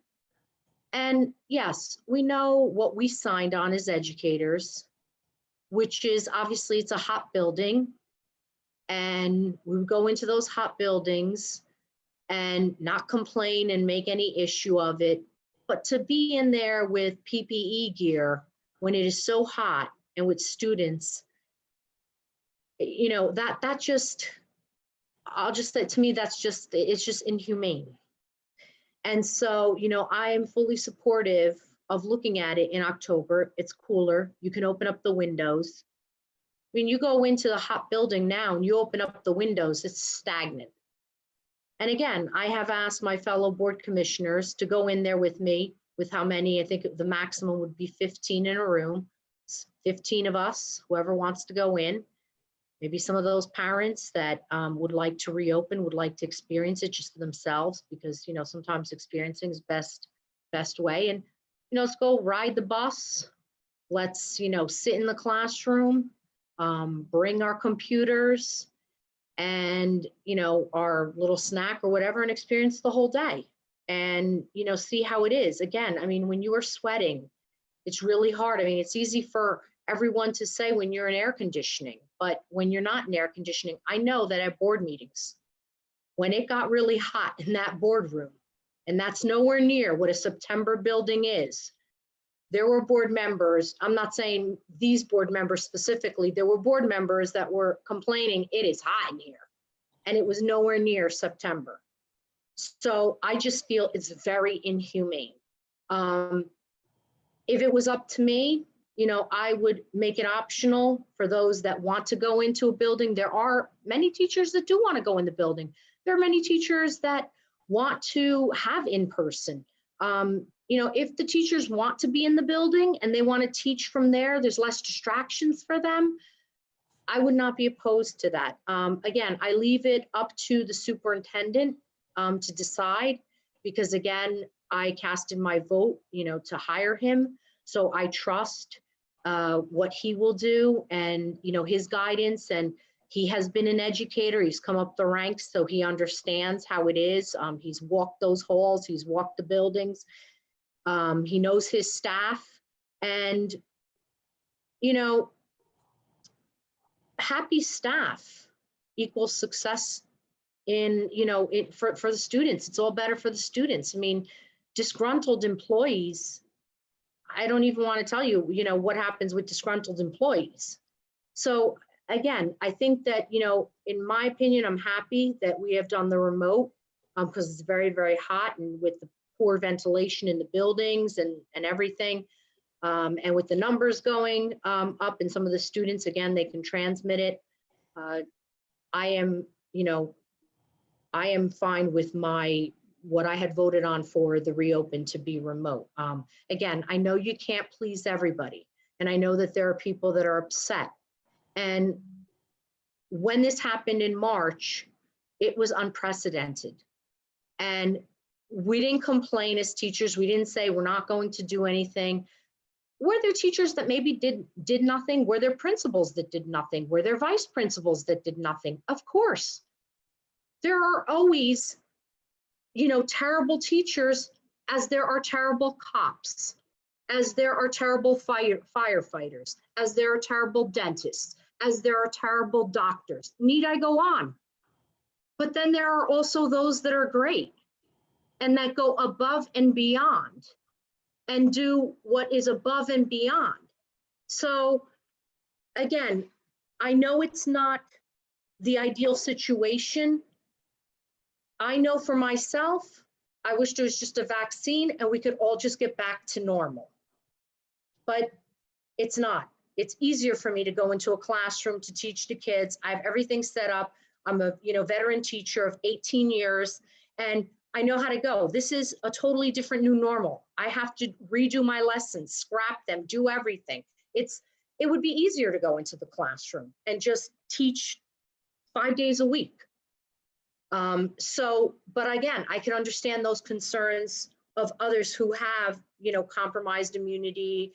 And again, so I think that, you know, in my opinion, the call that I made, I can live with it.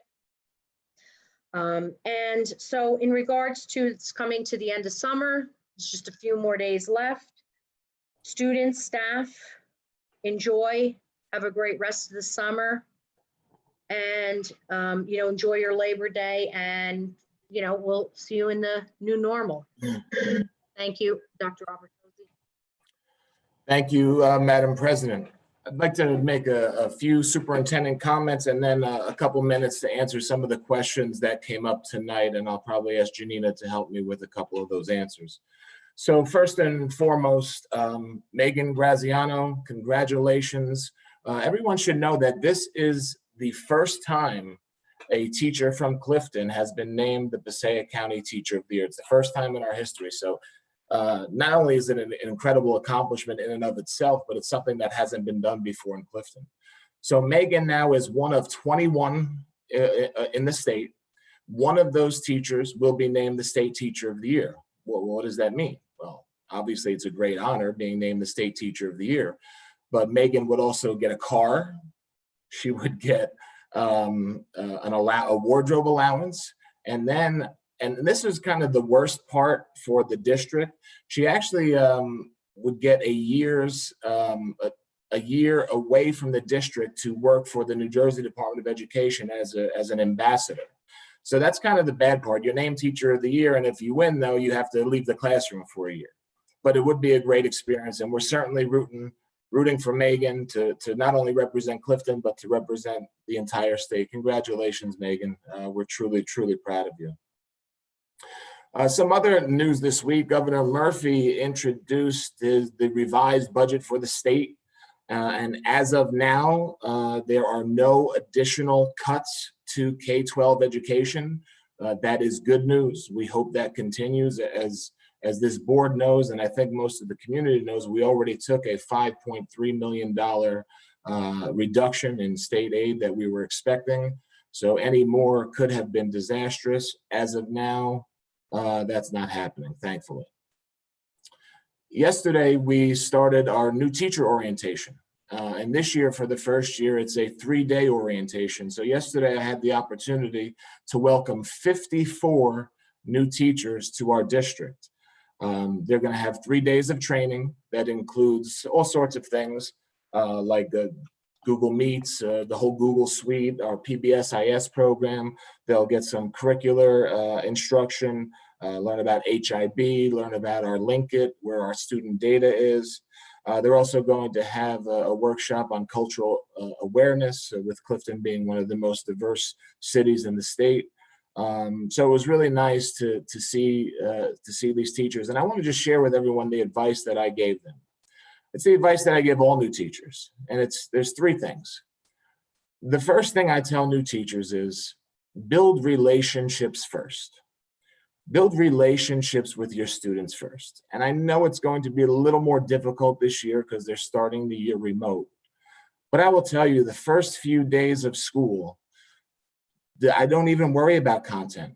Worry about building relationships, because the time you spend building those relationships will pay multiple dividends later on in the year. I tell the teachers that the kids don't care how much you know. They don't care how many degrees you have. They care about how you make them feel. And that's what matters to them. And if they feel that you care about them, then they are willing to learn everything that you want them to learn. The second piece of advice I gave our new teachers was to ask for help if you need it. Our district offers a lot of help. You'll have plenty of colleagues, you have principals, you have a direct supervisor. My door is always open for our staff. And don't be afraid to ask for help, because their success makes us all successful. And finally, the simplest but most important piece of advice I give all new teachers is love the children. Love them as if they were your own. Be the teacher who, when you were a kid, if you remember the night before school starts and you have a little anxiety and you have butterflies in your stomach and you were worried about, maybe, am I going to get the mean teacher this year, or is my teacher going to be nice? At least I was every year the night before school started. But be the teacher whose the kids go home after school and tell their parents how amazing their new teacher is. They tell their parents and family how excited they are to spend a year with this teacher. Be that person. And that was my advice to new teachers. And I want to just, again, officially welcome them all. They have another day of training tomorrow, and I'll be popping in to say hello to them again. Finally, in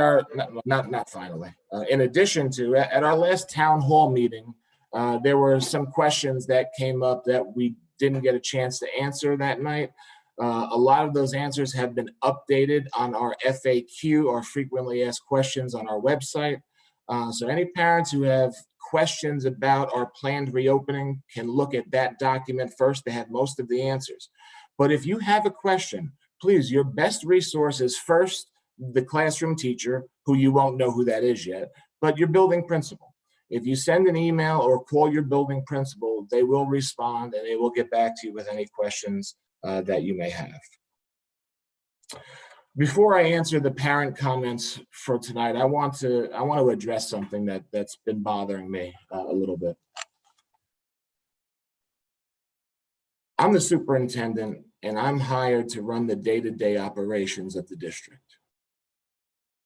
Okay, so I want everybody to know that the decision to delay the reopening in schools was absolutely my call.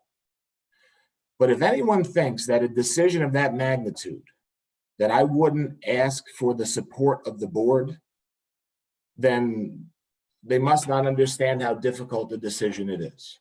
So while the board did not really need to vote on the reopening of schools, I asked for that. But please know it was my decision, and it will be my decision to open up again on October 12th. The board's input matters, though. The board are elected officials who represent the community, and as such, their opinion is valued. Second, on the decision to ask teachers to teach from their classrooms during the remote environment, that is my decision. Board members did not sway me.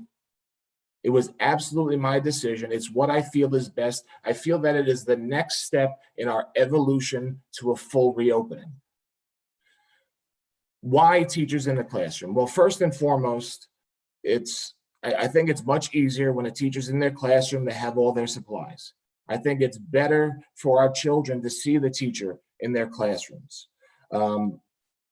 Now that we're doing a period bell by bell schedule, teachers really need to be on point. There are, I don't care what anybody says, there are more distractions at home than there are in the classroom. And as for this notion that, well, if it's not safe for kids, it's not safe for teachers, there's much less people in the buildings. You're not going to be having personal contact with people. Personal contact is defined by the CDC as being within 6 feet of another person for more than 10 minutes. That will happen when we have children in the class, but that's not going to happen with teachers teaching from their classroom. And finally, if people haven't figured it out yet, I am one of the most reasonable and understanding people that's in a leadership position of a school district. If there are plenty of our teachers who have extenuating circumstances that might not allow them to teach from their classroom at this time, we're going to help them. We're going to provide accommodations to those teachers. But I will tell you, there are a lot of teachers who reached out to me telling me, please, we want to teach from our classrooms. And the majority of administrators that gave me feedback also wanted that. So I wanted to clear that up. I'm hired for this job and I'm expected to make difficult decisions.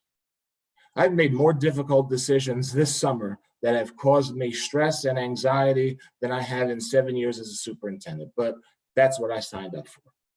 But I will make no apologies for asking this board for their advice on what to do, than ultimately making my own decision. So I just wanted to clarify that. I respect this board. I respect everyone's opinion, and people fall on all different sides of the spectrum on these reopening issues. So, you know, we're making decisions where not everyone's going to be happy, but we're I guess erring on the side of caution. So let me just get back to the parent comments.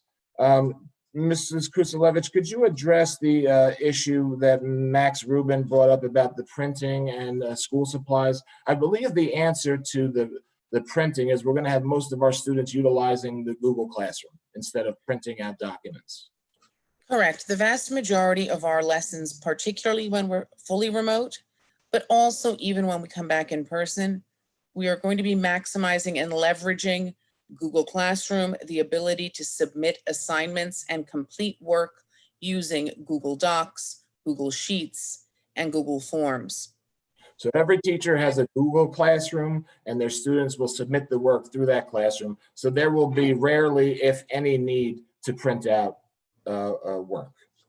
I want to thank Mrs. Delgado who called in. That was some powerful words. And what struck me with what she said was, you know, people talk about the numbers and numbers don't mean anything to anybody until it touches you personally. And that just hit me. You know, as a father of 4, you know, you're making decisions based on numbers and things. And people say, well, I want my kids in school. What happens if it's your child that gets infected and it turns out to be serious? It's something that weighs on my mind heavily. And I thought she said it very eloquently.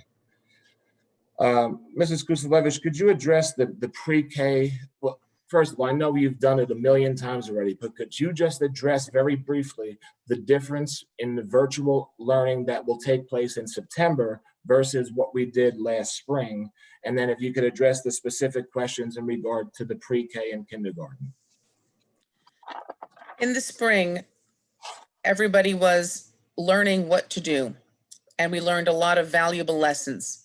Since that time, what will be very different is that we will be following a period by period schedule where teachers will have a Google Classroom for every content. The Google Classroom will be where they submit their work, where they see the work that they need to be doing, but students will not have to just go to Google Classroom and figure it out for themselves. Their teachers, period by period, will be online with them, teaching new material, presenting lessons, available to answer and ask questions, showing them what to do, conducting face-to-face via the computer classes for the duration of the periods as a student schedule evolves. So there will be full day access to teachers via the screen with side chats available so that teachers can be teaching like they would be in person. Unfortunately, it will just be through a screen. But that contact is going to be much more increased than it was. In terms of preschool, preschool is recommended to be limited to 1 hour of online time. At the same time, there is a period schedule for our preschool students. Students who receive any form of special education or related services will continue to receive those also via the Chromebook, via the computer, and through teleservices for related services.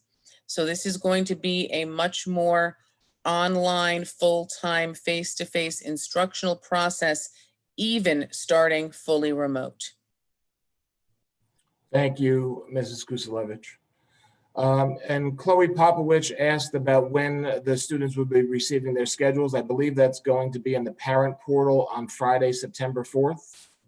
That is the goal. Yes, by Friday, September 4th, we hope to have our schedules and assignments completed.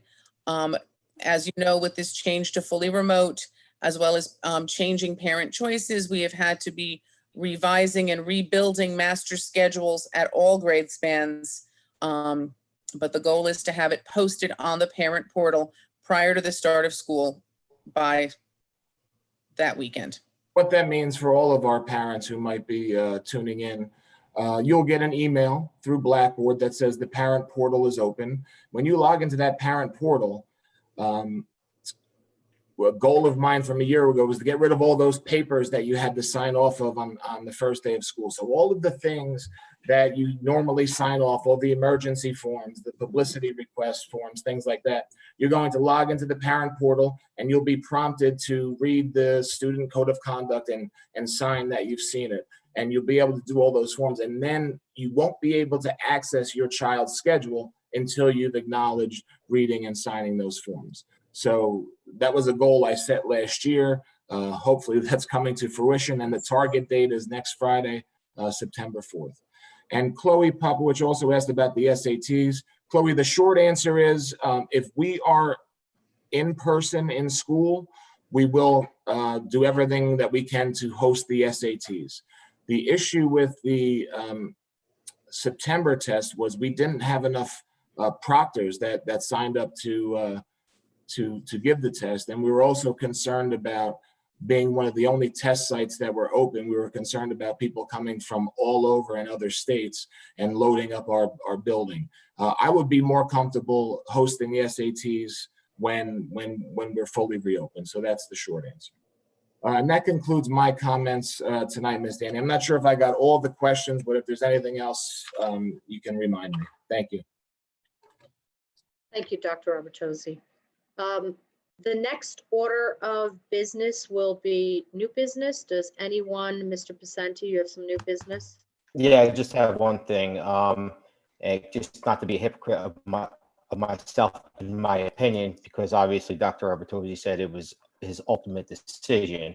However, bringing the teachers back, I think this board October 1st should go back to in person, to via camera. However, through September, we need to find a place to at least hold our distance or put up the petitions, whatever we need to do to get that proper and still have the public do virtual. So I'm making a motion to October 1st, go back to in-person camera. I'll second that. Discussion, Madam Chair? I always thought that during new business, wasn't it that you couldn't bring up anything to make a motion on? We could hold it to the next meeting then, but that would be my motion for the next meeting, or to put it on the agenda for at least October 1st. We'll give it a meeting to everybody decide. I have no problem with it, but I would like to do it October 1st. Yes, okay, so put that on the agenda so people could think about it, because again, we're not supposed to be doing any, as I understand, during the new business. So if you could just put that, and then we'll do the vote and discussion. Yes, Mr. Abudrabo. Can I ask a question? Didn't we talk about, I think it was last meeting or 2 meetings ago, that we would do in September, and we would go back to the gym in the high school? I mean, in high school, and Yes, we would have everybody spaced out there. Yeah, but we never made there was never a motion. So I want to make it a motion and official. Madam Chair, can I speak? Yes, Ms. Bass. I'm ready to go back in September. If we have our staff going into the buildings, we should be back in the auditorium. However, I'm not comfortable with the petitions and not wearing masks. We have to be 6 feet apart. Those petitions do nothing because people lean behind them and talk. It's unhealthy. Firsthand, I saw what they are, and to me, the germ can go around them. So I would like to go back. So Gary, if you would change your motion to September, I'm willing to go. Yes, I think. The only reason why I'm saying October is because we need to figure out what's going to work and where it's going to work and how we're going to do it. I don't want to stress our superintendent. I don't want to stress our staff to where they got to put petitions in, because obviously, Judy, they don't work. I'm living it, I'm living in it also. So I want to make sure we're doing it proper. So I'm giving, I'd like to give them the month when they're back in and let them figure something out before we go forward. But I would go back tomorrow. I have no problem with it. My thing is, I want to give people time to think. I'm good with going back, but there has to be logistics. And right now I want Dr. Abertozzi to worry about those, and so in the next meeting, I will definitely vote yes for it. But I want, Dr. Abertozzi to focus in on right now, because there will be staff in the building and he has those concerns. And I don't want him to worry about, plexiglass or PPE for us right at this moment. So let's put that on, good suggestion, Mr. Pacenti, put that on the next meeting and we'll vote on that. Madam President. Yes, yes. Yeah, And then Danny. I'm also very, if he behaves himself. I'm very much for going in person. I'll let the administration figure it out. Obviously, one of the obvious choice is the auditorium and CHS, because of the amount of space we can spread out to. But just on a point of procedure, and council can weigh in on this, you're correct, Madam President, about the procedure. However, if there's an issue that comes up, you could suspend, you have to take a vote. It has to be 2/3 vote to suspend the rules, and you could go on whatever the issue, whether it's this or something else. So usually, and I agree, especially of a matter that you want to consider, not to rush it, but if there is another matter that a board member wants to bring up, that you can always go that route as well. That's just an FYI from my point. And council can weigh in and tell us what the real procedure is. Thank you. Okay. 1 second, I see you, Ms. Bassford. Ms. Gutierrez, do you want to weigh in? Because Danny did have his hand up, so it would be you, then Danny, then Ms. Bassford. No, let's wait and listen to Dr. Abertozzi and Ms. Bassford, and we'll see what they have to Okay. say, and then I can weigh in. Okay, Dr. Abertozzi. Thanks, Ms. Danny. I just want the board to know that the administration is in support of returning to in-person meetings. The only caveat, I guess, is that we are still under the executive order about 25 or less in a room. So we would definitely have to do it at the high school auditorium. Not a problem, social distancing there. But I just want to make sure, and if it's okay, we could ask Mr. Mountain to chime in. Will we be able to live stream from the auditorium for public comment? Because I'm just trying to think of the logistics of that. And as long as that's figured out, I don't think there's any issue with returning as soon as possible to in-person. Ms. Bassford and then Mr. Mountain. Yes, I do believe in March, we suspended the regular order of business, so we are still on that suspension. We have to, make a motion to go back. So us having remote meetings, quasi-remote and in-person meetings is still in effect. We could do whatever we want. Our regular suspension, we suspended the regular rules for our meeting attendance and where we were having them, if I'm not correct. I think we did that. That was in March or April. Mr. Mountain, do you want to answer? And then Mr. Smith. Short answer is yes. We can definitely allow public comment via Zoom or perhaps there's another mechanism, but we'll certainly make it work. Okay. And I know that I had talked to you about that, Mr. Mountain. So, yes. Okay. Mr. Smith? Yes, just to Dr. Robertuzzi, you just made a statement that you see no reason why we can't go back to remote.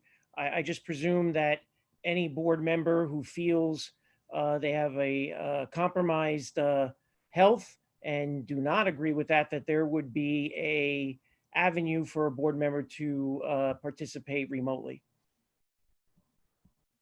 Mr. Smith, I'm a guest at your board meetings, although I guess I'm technically a board member. So we would do whatever the board wants to do in regards to the meetings, we will do. I just wanted to stress that the administration is in support of returning to in-person meetings, and we would make an accommodation for any board member that needed any kind of accommodation. Yeah, that was my only clarification. Sure. Sure. So, Dr. Ortozzi, I don't want to put, since it is out of order. I mean, obviously, Mr. Daly, what you said, just so that if anybody wants to reach out to you to make this, I don't want to put any more on your plate right now, because I know you didn't even have a summer. So I know that. I know because I didn't have a summer. Well, it was a summer, but not really.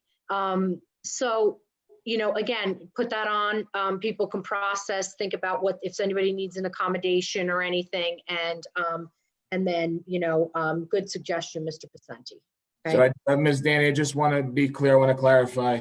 We're going to put a resolution on the agenda for the next meeting to return to in-person meetings in October. Yes. Anybody have an issue? Anybody any issue, question, comment, concern with that resolution? If you do, you can talk to Dr. Robertozzi and then he'll get back to us. He's always pretty good with everything discussing. So I'll leave that up to you to, and Darylise to draft up that resolution and then put it out to all of us to see prior to the meeting. So if any board member has an issue with it or anything, they can process and then we can, do it at that time. Okay, good.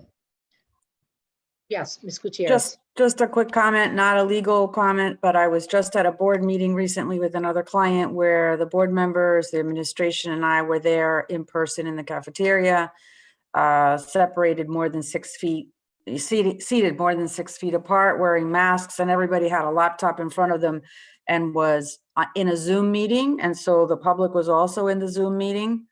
So the public got to see the board members got to see the public was able to participate. And as long as everyone kept their volume down on their laptop, it worked pretty well. Okay. Ms. Beltram? I had a separate new business, so I can wait. Okay. I'll just echo what the attorney said. I've seen the exact same mechanism in other districts. Okay.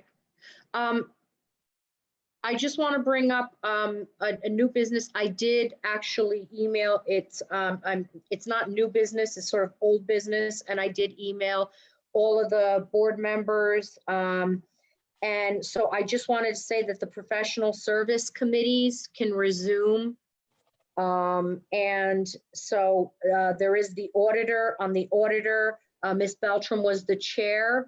And also on that was Mr. Canova and Mr. Abadrabo. For the architect, Mr. Abadrabo was the chair. Mr. Canova and Ms. Beltram were on that committee. For healthcare professional services on that committee, Mr. Canova was the chair. Mr. Vicenti, Mr. Daly, Mr. Casper were on healthcare. Mr. Smith, you're not, I can have you added to the committees because this was prior to you arriving. I know I did put you on legal with us. And in legal, the professional legal committee, Ms. Basford was the chair. Mr. Daly was on that committee of legal, and myself was on legal, and also with Mr. Jim Smith. Okay, so those professional committees can resume. I did send everybody the email, but just sort of wanted to make the announcement. And just the other thing I had was also to draft a resolution then to meet in, I guess, the committee structure in person, because there's a lot of like confusion and everything. So to go back to meeting in person in the subcommittees.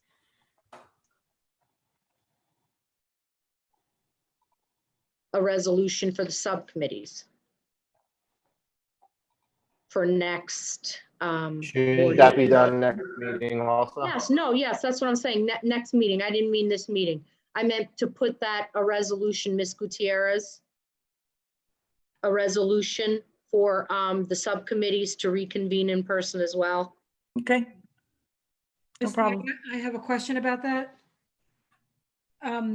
Can we do that both as well with the Zoom platform? Because some of my colleagues travel.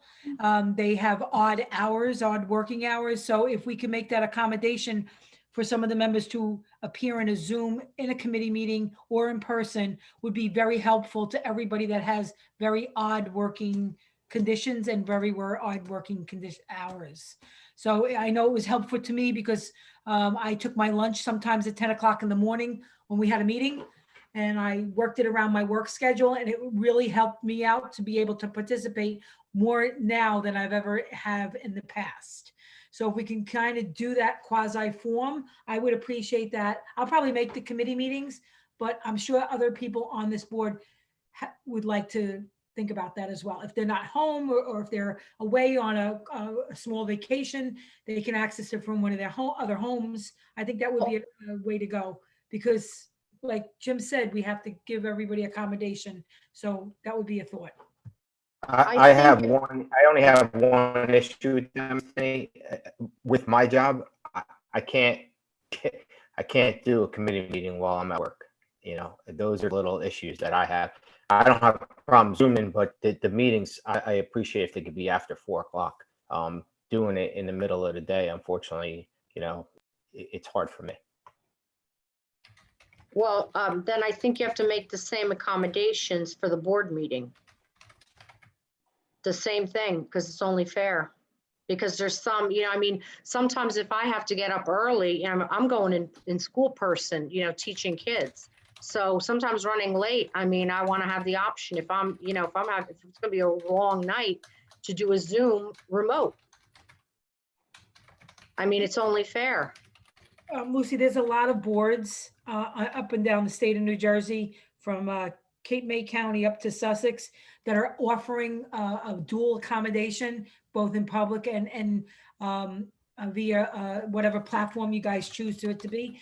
First, because of health issues, there are a lot of board members that are not comfortable coming back because they have underlying health issues in their own home, or they themselves have those issues. So I think we're going to have to adjust to our new normal and make it optional. I will try to make as many in-person meetings as I can, but if we have a special meeting, like a special whatever meeting really quick at like 12 o'clock in the afternoon, I can participate if I'm on a Zoom because I could do it right on my phone and go into a quiet area and pick up the call. So I really appreciate that if we could figure that out.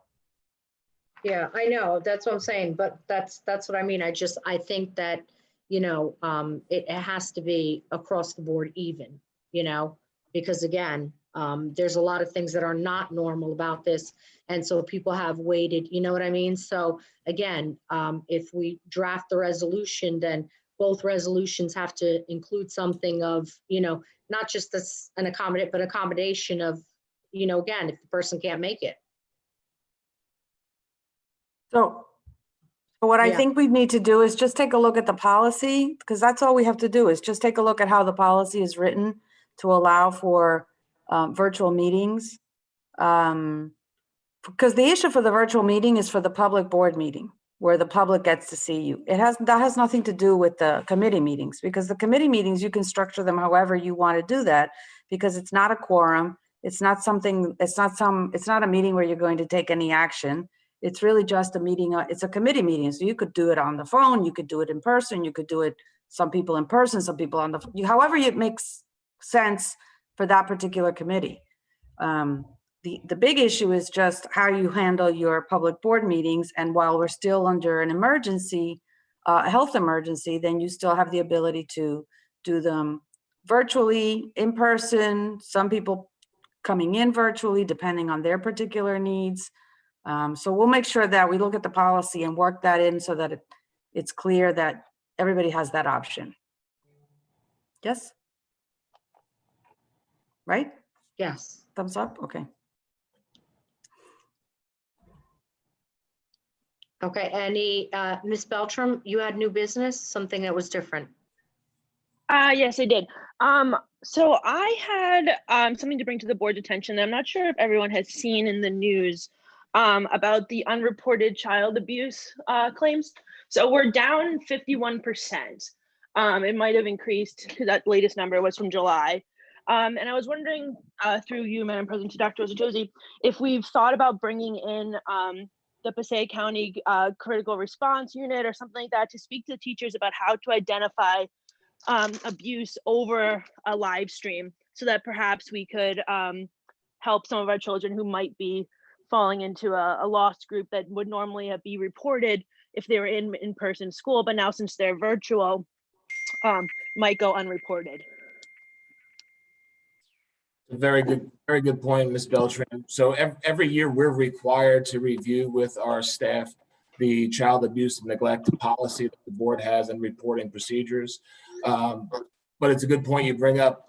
The signs that you look for in person may be different than what you see online. So if there are some resources out there that we're not aware of, we can incorporate that. So next week, our teachers will be trained in child abuse and neglect, so we can add some of that information to that. So that's a very good suggestion. Thank you.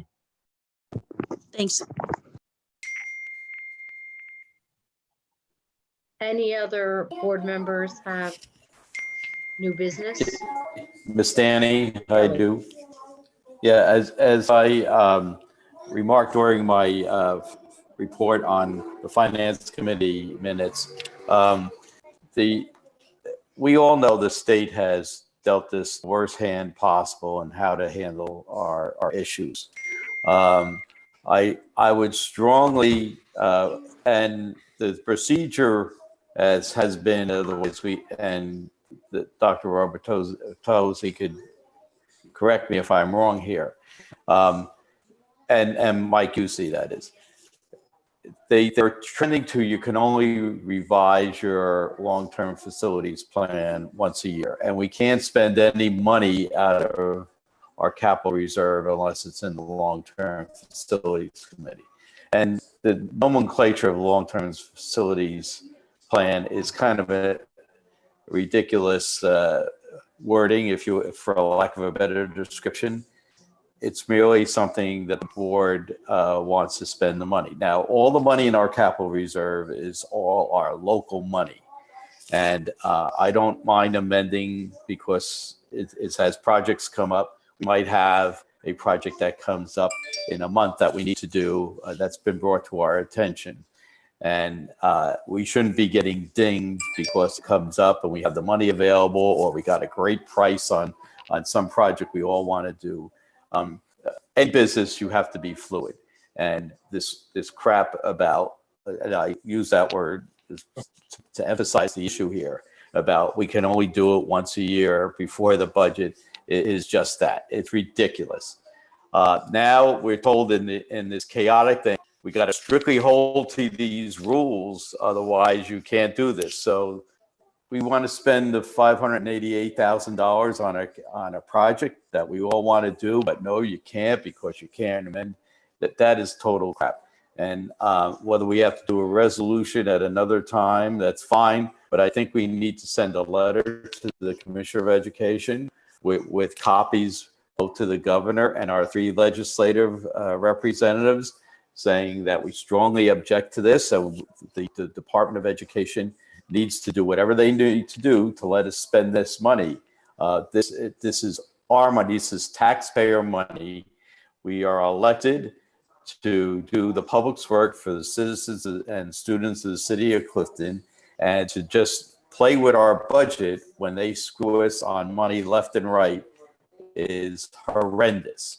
So I would like to see that. If we have to put it in a resolution, you want to do it at the next board meeting, that's fine with me.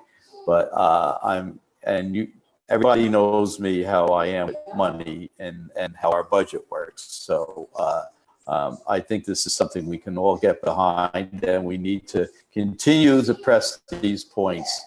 Otherwise, we're going to continually get screwed by the state, who know nothing and care nothing about how our district runs and our students. Ms. Danny, if I can just follow up on that with Mr. Daly, and that's actually So related for me. if it's in order, I'd like to have that resolution put on for our next board meeting. Okay, yes. Mr. Abudrabo? Regarding also past conversation, which will also include this conversation, I did reach out to our legislators last week when Superintendent Robertazzi sent me over the follow-up letter, which they did receive the mailed one, Superintendent Robertazzi as well. I sent them the email. Last week was the DNC, so a lot of them were down there. But I followed up with 2 of their chief of staff out of 3, and they're collecting dates to get to us so we can meet. So once I have those dates, I'll follow up tomorrow. I'll try to follow up tomorrow, if not over the weekend, to see what those dates are, and I'll get back to the legislative committee about that. Madam Chair? Yes. It may be to our interest for the next delegates assembly to write a resolution from Clifton have school boards to go and advocate to change that rule about the long range facility plan. That may be an option for us, but we'll have to sit and chat about it. But that's an option that we have as a board to get support from the rest of the school districts in the state, is to put a resolution in front of the New Jersey School Boards Association to advocate for change on that rule about being able to only address an emergency funding transfer once a year. So I think maybe we should send that to the Ledge Committee, and maybe we can come up with some kind of resolution and advocate that way. That would help us. Yeah, Judy, I'm on board with that. It's just, again, it's our money, and we shouldn't be getting dinged in CUSAC or anything else for following procedures and doing the right thing for our students in our district. So that's the underlying point here. And more importantly, it's our taxpayers' money. It's not state money. So, and it's like a real overreach. So whatever you need from my end, I'll be happy to draft whatever needs to be drafted, at least to get the ball rolling, and we'll go from there. Okay. If I may, I was just going to say, my office can draft this letter for Dr. Robertozzi's review in the finance. Yeah, please. Thank you, Mr. Zia. Eric did a really nice job with helping draft the last one. Yeah, we'll get on it. It's ridiculous that they cut us $5.3 million we're expecting and don't let us use, or they're not flexible in allowing us to use our other monies. It doesn't make sense. Dr. Robertazzi, how about giving the charter schools extra money just recently? Okay, so let's go there. Yeah, that's a whole other issue. Is there any other new business?